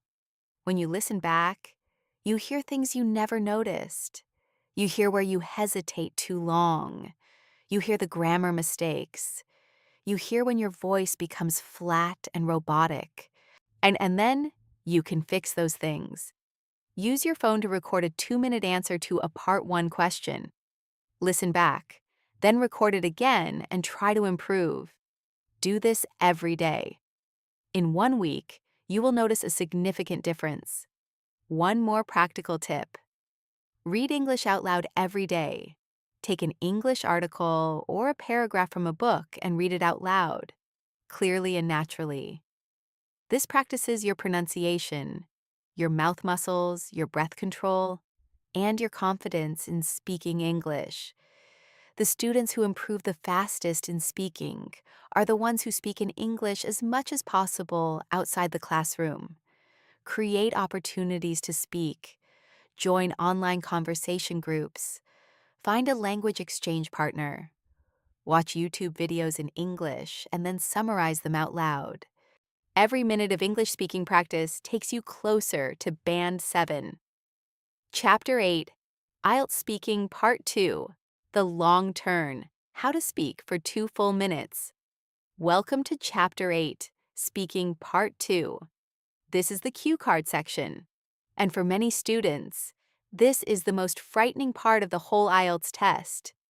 But after this chapter, you will not be afraid anymore, because I am going to show you exactly how to prepare for it and deliver it confidently. Let me explain what happens in Part 2. The examiner gives you a card. This card is called a cue card. The cue card describes a topic and gives you 3 or 4 bullet points, telling you what to include in your talk. You have 1 minute to prepare. You are given a pencil and paper to make notes. After 1 minute, you speak. You speak for 1 to 2 minutes, and the examiner will tell you when to stop. They may also ask you 1 or 2 short follow-up questions after you finish. Now, let me give you some examples of cue card topics. Describe a person who has influenced you greatly. You should say who this person is, how you know this person, why they have influenced you, and explain how their influence has affected your life. Describe a memorable journey you have taken. You should say where you went, who you went with, what happened during the journey, and explain why it was memorable. Describe a book you have recently read. You should say what the book is about, why you chose to read it, what you found most interesting about it, and explain whether you would recommend it to others. Now, let me give you the strategy for part 2. Strategy number 1. Use your preparation minute wisely. 1 minute is not a long time, but it is enough if you use it well. Write down key words, not full sentences, just keywords and phrases that will trigger your ideas. For example, for the memorable journey cue card, you might write Japan 2019, university friend, cherry blossoms, bullet train, lost in Tokyo, laughed a lot, cultural experience. These notes are your roadmap. They will keep you on track and help you speak for a full 2 minutes without going blank. Strategy number 2. Address every bullet point. The cue card gives you 3 or 4 bullet points. Address all of them. This is essential for task fulfillment. The examiner is checking whether you covered all the points. Structure your talk to go through each bullet point in order. You do not have to be rigid about it, but make sure you touch on each one. Strategy number 3. Speak for the full 2 minutes. The ideal length for a part 2 response is 1.5 to 2 minutes. If you finish in 45 seconds, you have not said enough. If the examiner has to stop you at 2 minutes, that is actually a good sign. It means you had more to say. How do you fill 2 full minutes? By expanding, by adding detail, by telling a story. Instead of saying, I went to Japan with my friend, say, I went to Japan with my best friend from university. We had been planning the trip for almost a year, saving money and researching places to visit.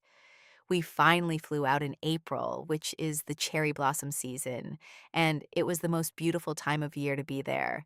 Can you see how much more detail that is? By adding context, emotion, and specific details, your talk becomes richer and longer, and more interesting. Strategy number 4. Use narrative storytelling techniques. Part 2. Topics often ask you to describe a person, a place, a thing, or an experience. These are all storytelling topics. Use storytelling language, set the scene, introduce the people involved, describe what happened, include your feelings and reactions, end with a reflection or conclusion. I still remember the moment we arrived at the hotel and looked out of the window to see Mount Fuji in the distance. I had always seen it in photos, but seeing it with my own eyes was completely different. I felt this overwhelming sense of wonder. Including emotions and reactions makes your talk more personal and engaging. It also shows the examiner that you can use a wider range of vocabulary and expression. Strategy number 5. Use discourse markers to organize your talk. When you are speaking for 2 minutes, you need to organize your ideas. Use discourse markers to signal when you are moving from one point to the next. To begin with, another thing I should mention is moving on to what really stood out for me was to conclude. Looking back on it now, these markers show the examiner that your speech is organized and coherent. They also give you a moment to think about what to say next.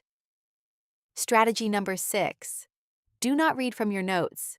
Your notes are a guide, not a script. Glance at them if you need to, but speak naturally and spontaneously. Make eye contact with the examiner from time to time. Speak as if you are telling a story to a friend. Now, let me also address the 1 minute of preparation. Many students spend the preparation minute staring blankly at the card, not knowing what to do. Here is a simple technique.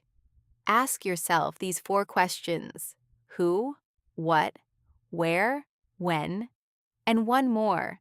Why was this significant or memorable? For almost any cue card topic, answering these 5 questions will give you enough content to speak for 2 minutes. Who is involved? What happened? Where did it take place? When did it happen? Why was it significant or memorable? Write short answers to each of these. Those are your notes. Then when you speak, you go through each answer and expand on it. That is it. That is the whole strategy. Common cue card themes include describing a person you admire, a place you have visited, an event you attended, something you own, a film or book, a childhood memory, a skill you have learned, a challenge you faced, an achievement you are proud of. Prepare 5 or 6 flexible stories from your own life that can be adapted to fit many different cue card topics. A trip you took, a person who inspired you, something you learned, a challenge you overcame. Practice telling these stories out loud until they flow naturally and confidently. Let me also share with you one more powerful technique for part 2. It is called the sense memory technique. Before the exam, collect 5 or 6 strong memories from your own life. Make them specific and vivid. A trip you took, a person who helped you, a challenge you overcame, a gift you received, a celebration you attended, a skill you learned. Think about each memory in detail. What did you see, hear, smell, and feel? What were the other people like? What happened step by step? How did you feel at the time? How do you feel about it now? When you have these memories ready in your mind, you can adapt them to fit almost any Part 2 cue card. For example, if the cue card says, describe a memorable experience you had as a child, you pull out one of your vivid childhood memories and use it. If the cue card says, describe a person who has had a positive influence on your life, you pull out the memory of someone important and talk about them. If the cue card says, describe a journey you have taken, you use your trip memory. Having real, personal memories makes your speech natural, detailed, and engaging. You do not need to make things up. You just need to recall and describe. And because you are talking about real experiences, your vocabulary and grammar will flow more naturally. You will not struggle for words when you are describing something you actually lived. This technique is one of the best-kept secrets of high-scoring IELTS candidates. Now it is yours. Let us now move on to Part 3. This is where the real intellectual discussion happens. Chapter 9, IELTS Speaking, Part 3, The Deep Discussion, How to Give Sophisticated Answers. Welcome to Chapter 9, Speaking Part 3. This is the final part of the speaking test. Part 3 lasts about 4 to 5 minutes. The examiner asks you more abstract, complex questions related to the topic from Part 2. For example, if your Part 2 cue card was about a memorable journey, Part 3 questions might be, do you think people today travel more than in the past? Why? Or, what are the advantages and disadvantages of international travel for a country's culture? Or, how do you think travel will change in the future? These questions are more difficult than Part 1. They require you to think critically, discuss different perspectives, give opinions, and use more sophisticated language. This is your chance to really show the examiner your full English ability. Part 3 is where Band 7 and Band 8 students separate themselves from lower-scoring students. Let me give you the strategies. Strategy number 1. Give a developed, structured answer. In Part 3, a short answer is not enough. You should aim to speak for at least 30 to 60 seconds for each question. A simple structure for Part 3 answers is opinion, reason, example, contrast, or concession. Let me show you. And question, do you think it is important for children to learn a second language at school? Opinion, I think it is absolutely essential for children to learn a second language, and ideally from a very young age. Reason, learning a language early in childhood is much easier because young brains are neurologically more receptive to acquiring language patterns. Children who start learning a second language before the age of 7 are significantly more likely to achieve fluency. Example. For example, in many European countries, children start learning English in primary school, and by the time they finish secondary school, many are nearly bilingual. Contrast or concession.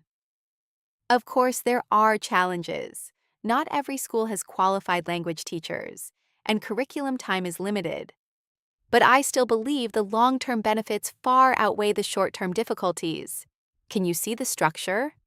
Opinion, reason, example, contrast. That answer is structured, detailed, and sophisticated. That is what Band 7 sounds like. Strategy number 2. Use hedging language. Hedging means softening your language to show that you are not 100% certain about something, or that you are presenting an opinion rather than a fact. Native English speakers use hedging all the time. Examples of hedging language. I think. I believe. In my opinion. It seems to me that, as far as I know, I would say, from my perspective, it is possible that, I suppose. Arguably, hedging is important in Part 3 because you are being asked your opinion. Presenting your opinion clearly and using hedging language appropriately shows the examiner that you are a sophisticated communicator. Strategy number 3. Discuss different perspectives. Good Part 3 answers acknowledge that there are different sides to an issue. You do not have to agree with every perspective, but you should show that you are aware of them. Use language like, on the one hand, on the other hand, or some people argue that, however, others believe that, or while it is true that, there is also the argument that. This shows critical thinking, and critical thinking is a marker of high-band English performance. Strategy number 4. Use advanced vocabulary and grammar naturally. Part 3 is your best opportunity to demonstrate complex vocabulary and grammar, but do not force it. Do not use complicated words just to impress the examiner. Use them naturally, because they are the right words for what you want to say. Some examples of sophisticated vocabulary for Part 3 discussions. Instead of good to beneficial, advantageous, rewarding, valuable, worthwhile. Instead of bad, detrimental, harmful, damaging, problematic, counterproductive. Instead of important, significant, crucial, fundamental, paramount, indispensable. Instead of happen, occur, take place, arise, emerge, unfold. Instead of think, believe, argue, contend, maintain, consider, hold the view that instead of change, transform, evolve, shift, alter, reshape, revolutionize. Strategy number 5. Handle questions you do not know how to answer. In Part 3, the questions can be quite abstract and philosophical. You may be asked about things you have not thought about before. This is normal. The examiner is not expecting you to have a prepared answer. Here is what to do. Buy yourself time by saying something like, "That is a thought-provoking question. I have not really considered that before, but I think I would say," or "Let me think about that for a moment. I suppose the main issue is," then think quickly about your opinion and give an answer based on what makes sense to you. You do not have to be right. The examiner is assessing your language, not your knowledge. Strategy number 6. Ask for clarification if needed. If you do not understand the question, Do not panic and do not stay silent. Ask the examiner politely. I am sorry, could you rephrase that question, please? Or, I am not sure I completely understand. And do you mean, or, could you clarify what you mean by? Asking for clarification is not a sign of weakness. It is a sign of a competent communicator. Even native English speakers ask for clarification. Now let me give you some Part 3 topics to practice with. Topic 1. Technology. Do you think technology has had a mostly positive or negative impact on society? How has technology changed the way people communicate? Do you think technology will ever replace human teachers? Topic 2. Environment. Do you think individuals or governments are more responsible for protecting the environment? How has climate change affected your country? What can be done to encourage people to live more sustainably? Topic 3. Education. Do you think exams are the best way to measure students' abilities? How important is creativity in education? Do you think all education should be free? Topic 4. Work and career. Do you think people today have a better work-life balance than in the past? How important is job satisfaction compared to salary? How do you think the nature of work will change in the future? Topic 5. Culture and society. Do you think it is important for people to maintain their cultural traditions? How has globalization changed people's lifestyles? Do you think cultural identity is becoming stronger or weaker today? Practice answering these questions using the structure I gave you: opinion, reason, example, contrast. And remember to use hedging language, varied vocabulary, and complex grammar. Let me also give you some important phrases that are specifically useful for Part 3 discussions. Phrases to introduce your opinion. Personally, I believe that, from my point of view, as far as I am concerned, in my view, I would argue that, it seems to me that, phrases to show you are thinking about the question. That is a really thought-provoking question. I would say, I have not really considered that before, but let me think about that for a moment. I suppose that is quite a complex issue, on one hand, but on the other hand. Phrases to concede a point before countering it. While I can see that there is some truth in that, I still believe that is a valid point. However, admittedly, but at the same time, there is something to be said for that view. Nevertheless, phrases to bring up a different perspective. Of course, not everyone would agree.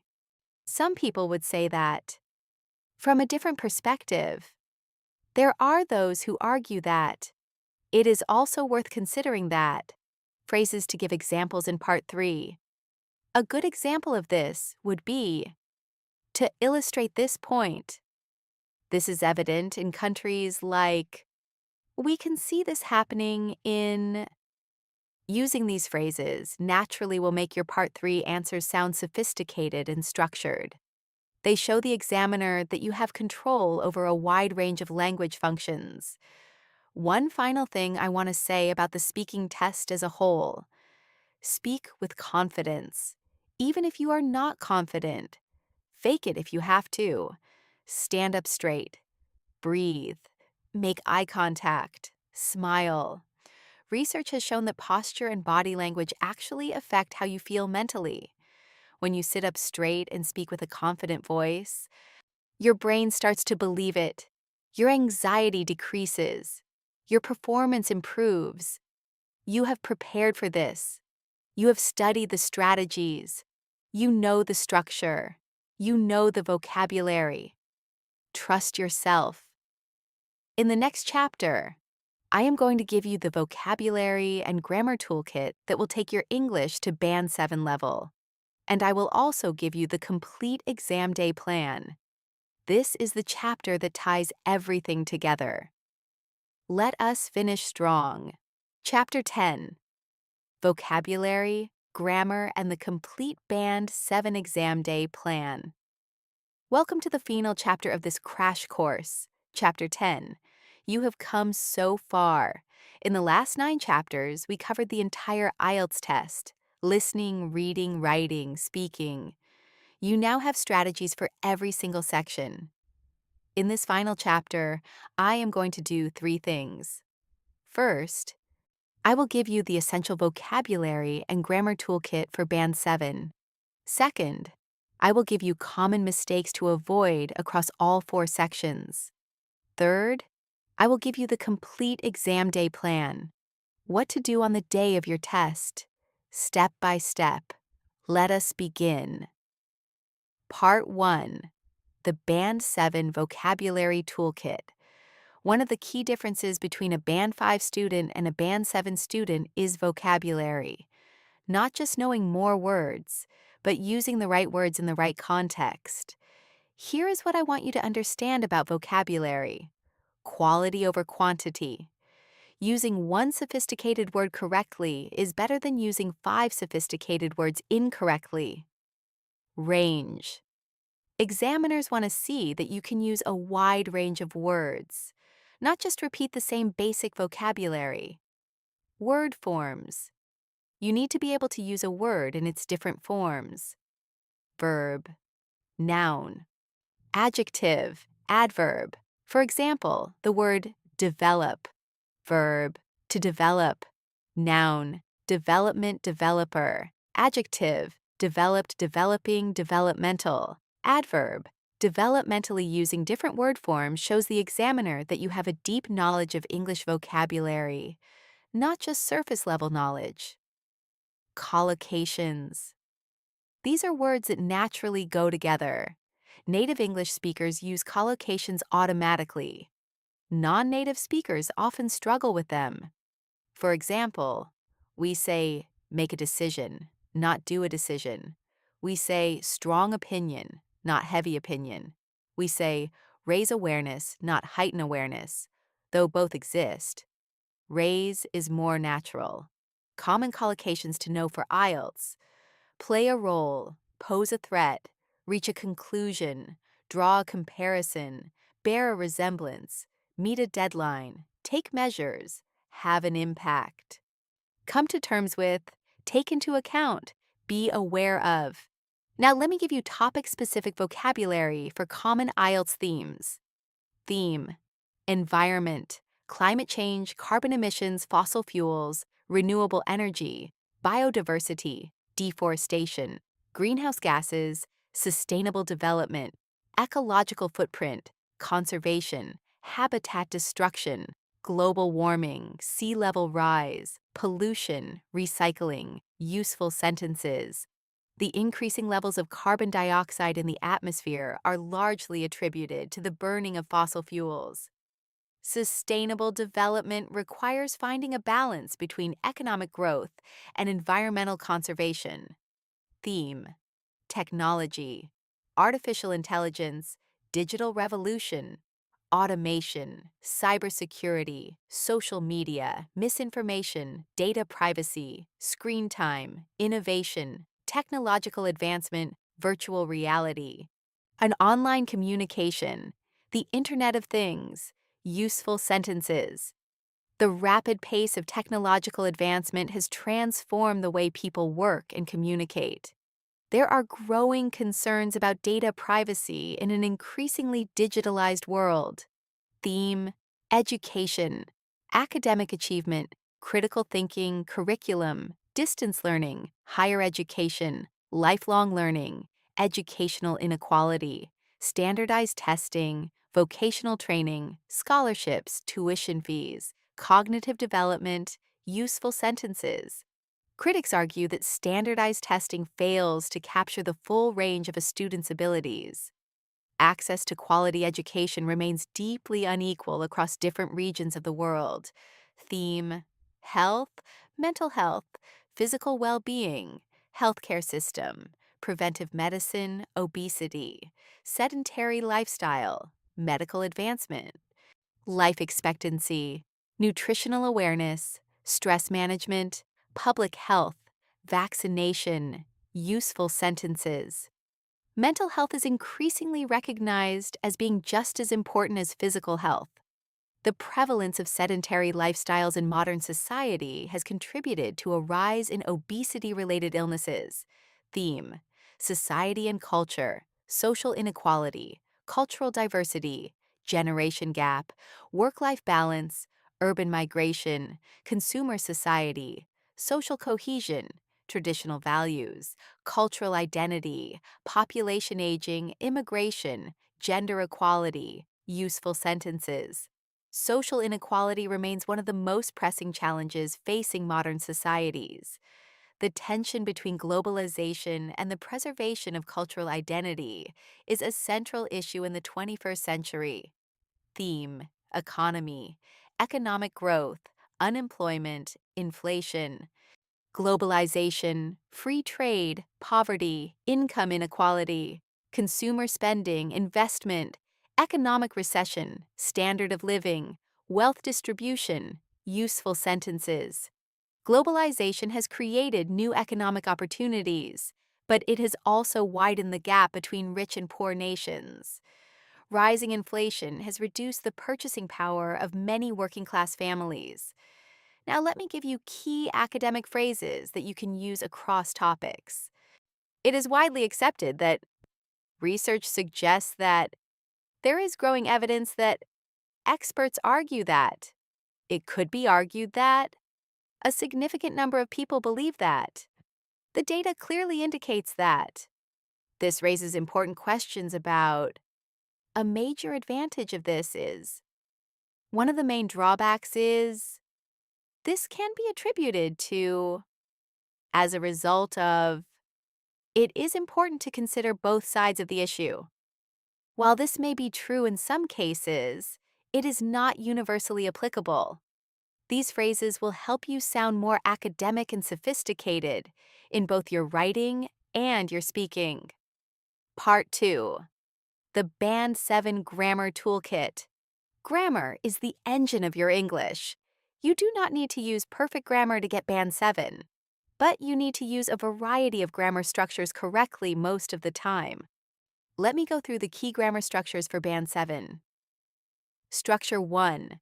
Complex sentences with subordinating conjunctions. A subordinating conjunction is a word that connects two clauses in one sentence. Examples: although, even though, while, whereas, because, since, if, unless, when, as, before, after, until. Example sentence: although social media has many advantages, it can also have a detrimental effect on mental health, particularly among young people. Here is an important tip. You can put the subordinate clause at the beginning of the sentence or at the end. Both are correct, but putting it at the beginning often sounds more sophisticated. Beginning. Although the economy has grown steadily, income inequality has continued to widen. End. Income inequality has continued to widen. Although the economy has grown steadily, both are correct. Vary your position. This shows grammatical flexibility to the examiner. Structure 2. Relative clauses. Relative clauses add more information about a noun. Examples: students who study abroad often develop better intercultural communication skills. The city where I grew up has changed dramatically in the past decade. The technology that is being developed today will transform our lives in ways we cannot yet imagine. There are two types of relative clauses: defining and non-defining. A defining relative clause tells you which specific person or thing you are talking about. There are no commas. Example: the student who fails to prepare is preparing to fail. A non-defining relative clause adds extra information about something already identified. It is separated by commas and can be removed without changing the core meaning. Example: my city, which was founded in the 18th century, has undergone dramatic changes in recent decades. Both types are important. Practice using them. They show the examiner that you have control over a nuanced grammar structure. Structure 3. Conditional sentences. Second conditional. If governments invested more in renewable energy, carbon emissions would decrease significantly. Third conditional. If she had studied harder, she would have passed the exam. Mixed conditional. If I had taken the course last year, I would be in a much better position now. You can also use conditional structures without if for a more academic feel. Were the government to invest more in education, the long-term economic benefits would be enormous. Had the authorities acted sooner, the situation could have been avoided. Should this trend continue, the consequences could be severe.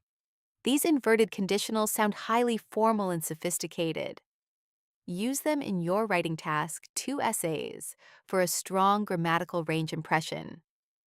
Structure 4. Passive voice. Passive voice is important for academic writing and for speaking in a formal, impersonal style.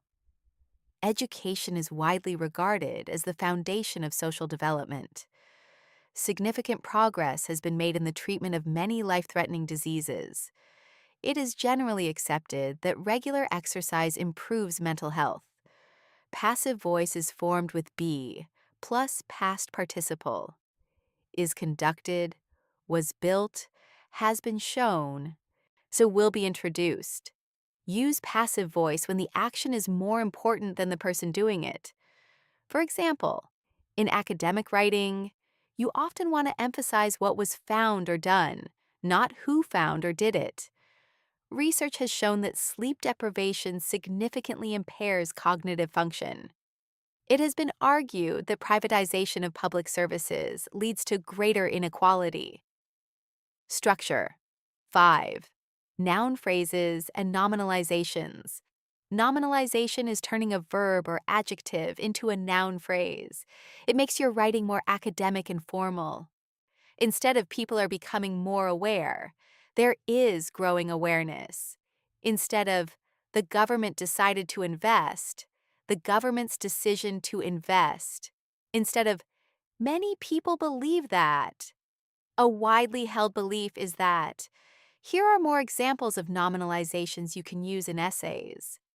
The development of renewable energy technology has accelerated in recent years. There has been a significant increase in the number of people living alone. The introduction of new legislation has had a notable impact on employment rates. The failure of governments to address climate change is a matter of growing concern.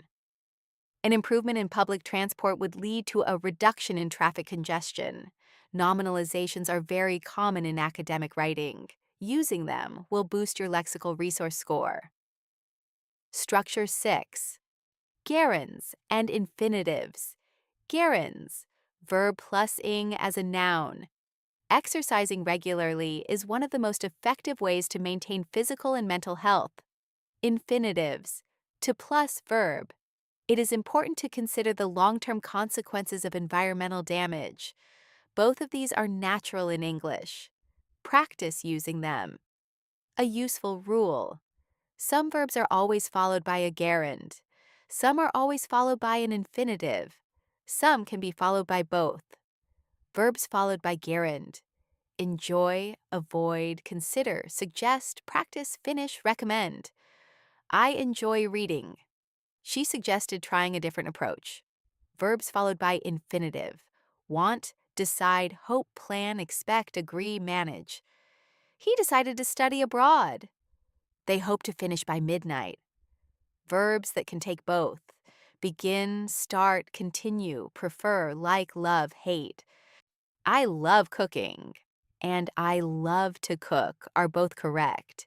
Getting these right shows the examiner a precise command of English grammar. Structure 7. Perfect tenses. The present perfect and past perfect are often used incorrectly by non-native speakers, but using them correctly makes a big difference. Present perfect, have/ has plus past participle, used for actions connected to the present. Research has shown that screen time affects sleep quality. The government has introduced several new policies to address the housing crisis. Past perfect, had plus past participle, used for the earlier of two past actions. By the time the new law was enacted, the situation had already deteriorated significantly. Using these tenses correctly demonstrates a sophisticated understanding of English time reference. Structure 8. I'm reporting verbs for academic writing. Instead of always writing people say or experts say, use a variety of reporting verbs.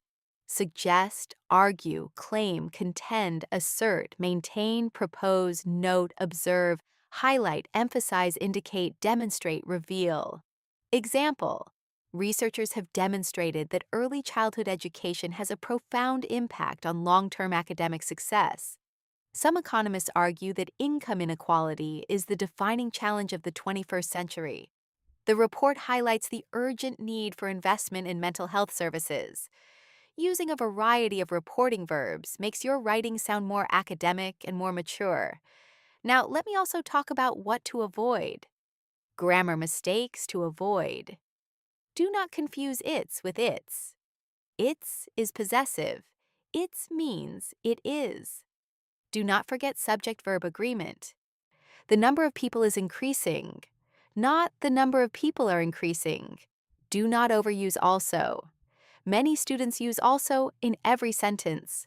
Use moreover, furthermore, in addition to vary your connectors. Do not write very short, choppy sentences. Technology is useful. It helps people. People use technology every day. This sounds simplistic. Combine and expand. Do not use contractions in academic writing.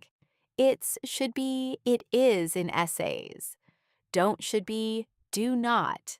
Contractions are fine in speaking, but not in formal writing. Do not start sentences with because in academic writing. A sentence that begins with because is technically incomplete by itself. Write it as part of a longer sentence, instead of because pollution is increasing. Shown the government must act. Right. Because pollution is increasing at an alarming rate, the government must take immediate action. Do not use etc. in academic writing. It is considered imprecise and informal. Instead, write and so on, among others. Or better yet, complete your list properly. Do not repeat the same phrase at the start of multiple sentences. Many students write in addition 5 times in the same essay. Vary your connectors. I will give you a full list of connectors in the exam day section. Part 3. The complete exam day plan. Now I want to walk you through exactly what to do on the day of your IELTS exam, from the night before to after the test.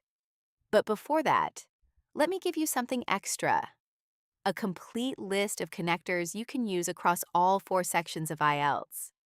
This is your connector reference guide. Connectors for adding information. Furthermore, moreover, in addition. Additionally. Besides this. What is more, not only that, on top of this. Connectors for contrasting. However, nevertheless, nonetheless. On the other hand, in contrast. By contrast. Despite this, in spite of this. That said, even so. Yet whereas, while, although, even though. Connectors for showing cause and effect. Therefore, as a result, consequently for this reason, hence, thus. This leads to. This results in. This is why. Due to this. Owing to this. As a consequence. Connectors for giving examples. For example, for instance. To illustrate in particular, such as specifically, to give an example, a case in point is connectors for sequencing. First of all, to begin with, firstly, secondly, thirdly, subsequently. After this, following this, next, then finally, lastly, in the first place. Connectors for emphasizing. In fact, indeed, above all, most importantly, it is worth noting that, significantly, notably, crucially, it should be emphasized that. Connectors for conceding. Admittedly, it is true that, while it cannot be denied that, of course granted, although this may be the case, connectors for summarizing and concluding. In conclusion, to summarize, to conclude. In summary. Overall, on balance, all things considered, Ultimately, in short, to sum up, print this list or write it on a piece of paper. Study it. Practice using each connector in a sentence. Then use them naturally in your writing and speaking. Now, let me also give you a 7-day study plan for the week before your exam. This is for students who are close to their test date and want to use their final week as productively as possible. Day 1. Listening Focus Day. Do one complete listening test from a Cambridge IELTS practice book. Check your answers. Identify which question types you got wrong. Review those question types. Spend the evening listening to English for 30 minutes. Day 2. Reading Focus Day.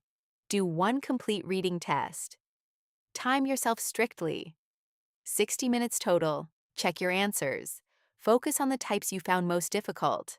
Practice paraphrasing. Find paragraphs from the text and paraphrase them in your own words. Day 3. Writing Focus Day. Write one full task, one response. Then write one full task, 2 essay. This is a complete writing test simulation. Time yourself. Then review your writing against the Band 7 checklist I gave you in chapters 4, 5, and 6. Revise 1 or 2 key vocabulary lists. Day 4. Speaking Focus Day. Practice. Part 1 questions for 20 minutes. Record yourself. Then practice a Part 2 cue card. Record yourself. Then practice Part 3 discussion questions. The whole practice should take about 40 minutes. Review your recordings. Day 5. Vocabulary and Grammar Focus Day. Review your vocabulary list from Chapter 10. Practice writing sentences using the grammar structures from the Grammar Toolkit. Write 10 sentences using different connectors. Review your topic vocabulary for environment, technology, education, and health. Day 6. Mixed Practice Day. Do the listening and reading sections from a new Cambridge practice test. Write one task 2 essay. Practice speaking for 20 minutes. This is your final full simulation. Day 7. Rest and Review Day. Do not do any heavy studying. Light review only. Spend 20 minutes reading over your Band 7 checklist and connector list. Prepare your documents. Get to bed early. This 7-day plan is designed to consolidate everything you have learned in this crash course. If you follow it, you will go into the exam feeling confident and well prepared. Now let us go through the exam day plan. The night before. Do not do intensive studying the night before. Your brain needs rest, not more information. If you must review, spend no more than 30 minutes going over key vocabulary or a quick read of your Band 7 checklist. Prepare everything you need. Your identification document, which is usually your passport, your test confirmation letter, any other documents required by your test center. Sleep early. I know this is hard if you are nervous, but sleep is the single most important thing for cognitive performance. A well-rested brain thinks faster, remembers better, and is more creative. Avoid caffeine late at night. Avoid alcohol. Eat a light, healthy dinner. Set your alarm. Set 2 alarms if you are worried about oversleeping. The morning of the exam. Wake up with enough time to get ready without rushing. Eat a good breakfast. Your brain needs fuel. Something with protein and slow-release carbohydrates. Eggs, toast, oats, fruit. Avoid very sugary foods because they cause an energy crash. Do a light warm-up. This is important. Before the exam, spend 5 to 10 minutes talking in English. Talk to yourself. Talk about your morning. Describe what you ate for breakfast. And describe what you see outside the window. This warms up your English-speaking brain. It sounds strange, but it works. If you have time, read a short English article on your phone. This activates your reading brain. Arrive early. Give yourself at least 30 minutes more than you need. Being rushed and panicked at the test center is one of the worst ways to start your exam. When you arrive at the test center, check in with your identification document. The test center staff will guide you. You will be asked to put away your phone and any personal belongings. You will be given pencils and an eraser. In some centers, you may also be given scratch paper. Take a moment before the test begins to breathe deeply and center yourself. Close your eyes for a few seconds if it helps. Tell yourself, I am prepared. I have strategies. I am ready. This mental reset before the exam begins is more powerful than it sounds. Your mindset directly affects your performance during the listening test. Remember your strategies. Read questions in advance. Predict answers. Listen for signpost words. Avoid distractors. Transfer answers carefully. When you transfer answers at the end, check spelling, capitalization, and word limits. Breathe between sections. Use every pause to look ahead at the next section's questions. During the reading test, do not read the full passage first. Read questions first. Skim and scan. Focus on finding the answers to the specific questions. Time yourself, 20 minutes per passage. Do not go over. If you are stuck, skip the question and come back. Remember, for true, false, not given, only use evidence from the passage. Remember to write your answers directly on the answer sheet as you go. There is no transfer time at the end of reading. If you finish a passage with time remaining, use those minutes to check your answers for that passage before moving on. During the writing test, Task 1, 20 minutes. Spend 2 minutes reading the charter question carefully. 1 minute planning your structure. 15 minutes writing. 2 minutes checking. Task 2, 40 minutes. Spend 5 minutes planning. 30 minutes writing. 5 minutes checking. In your checking time, look for obvious grammar errors, spelling mistakes, and make sure you have addressed all parts of the question. If you realize you have made a mistake, simply cross it out neatly and write the correction above. This is fine. Examiners are used to this. If you are running out of time on task 2, I do not leave it unfinished. Write a short conclusion, even if it is just 2 sentences. An incomplete essay looks worse than a slightly shorter but complete essay. During the speaking test, the speaking test may happen on the same day as the other tests or on a different day. Check your test schedule in advance. Before you go in, do a warm-up. Talk to yourself in English for 5 minutes. This gets your speaking brain activated. In the test room, breathe. Make natural eye contact with the examiner. Speak at a comfortable pace. Do not rush. In Part 1, extend your answers with reasons and examples. In Part 2, use your 1 minute wisely. Write key words. Structure your notes. Then speak naturally and tell your story. In Part 3, give developed answers. Opinion, reason, example, contrast. Use hedging language. Discuss different perspectives. If you do not understand a question, politely ask for clarification. Remember that the examiner is not judging you as a person.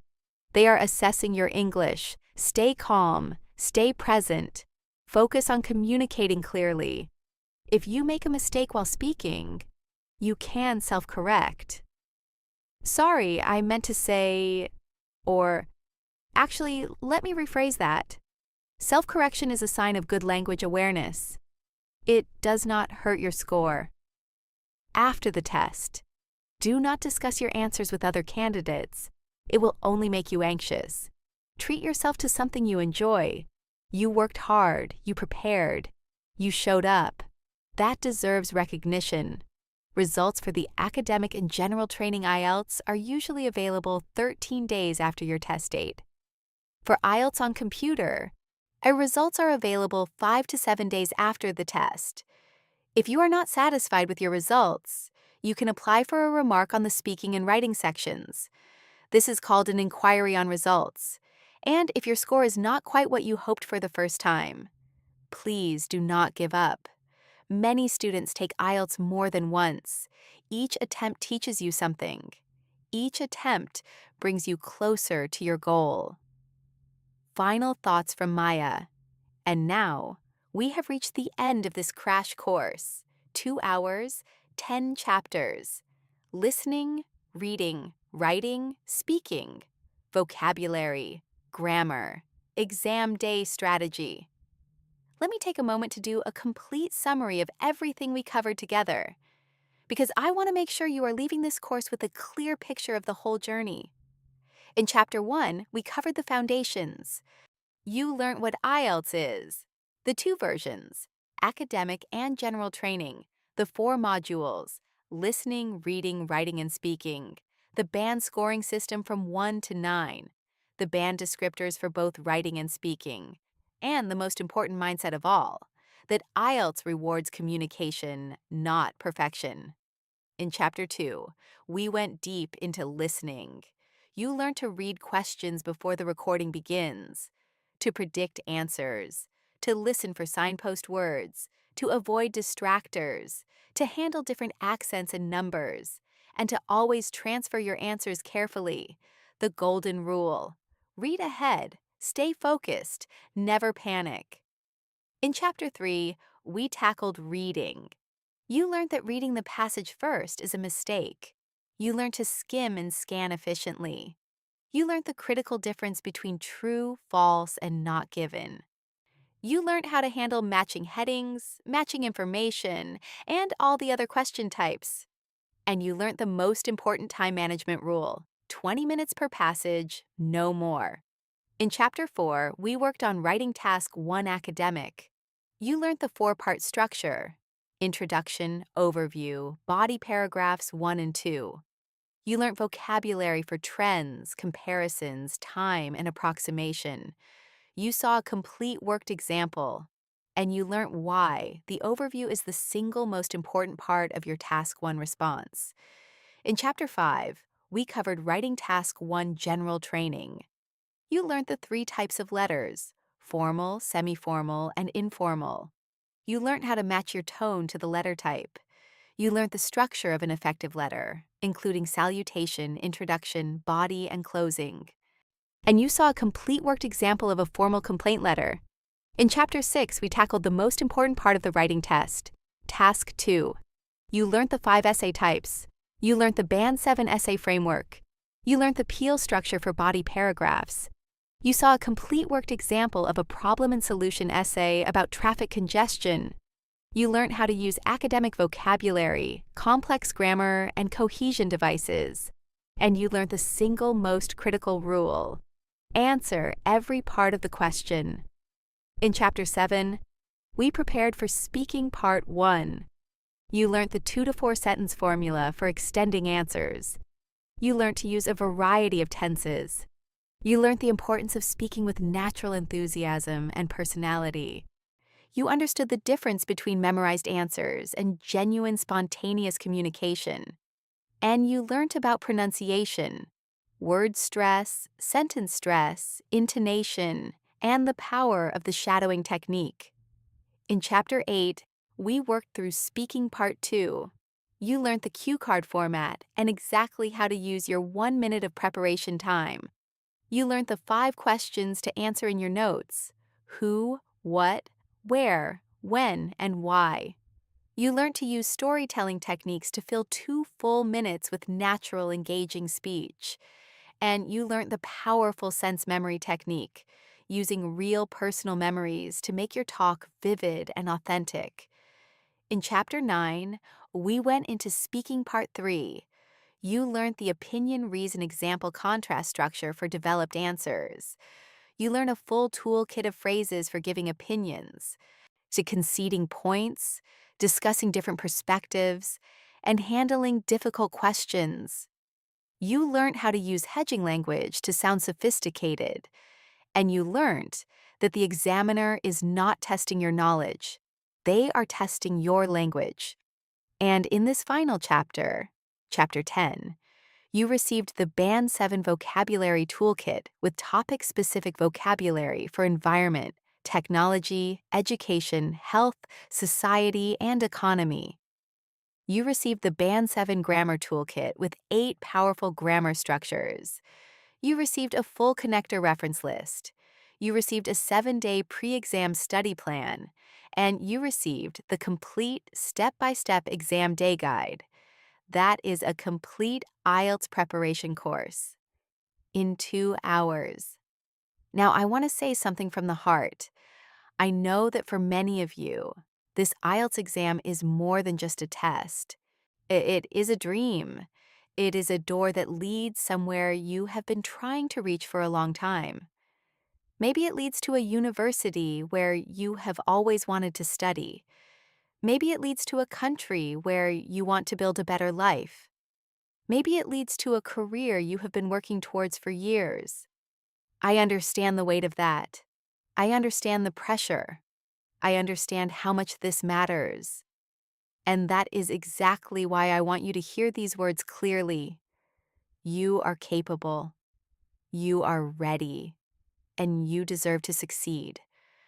The strategies I gave you today are not magic. They require effort.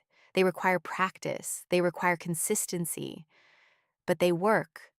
Students who use these strategies, who practice every day, who stay committed to their preparation, those students get Band 7.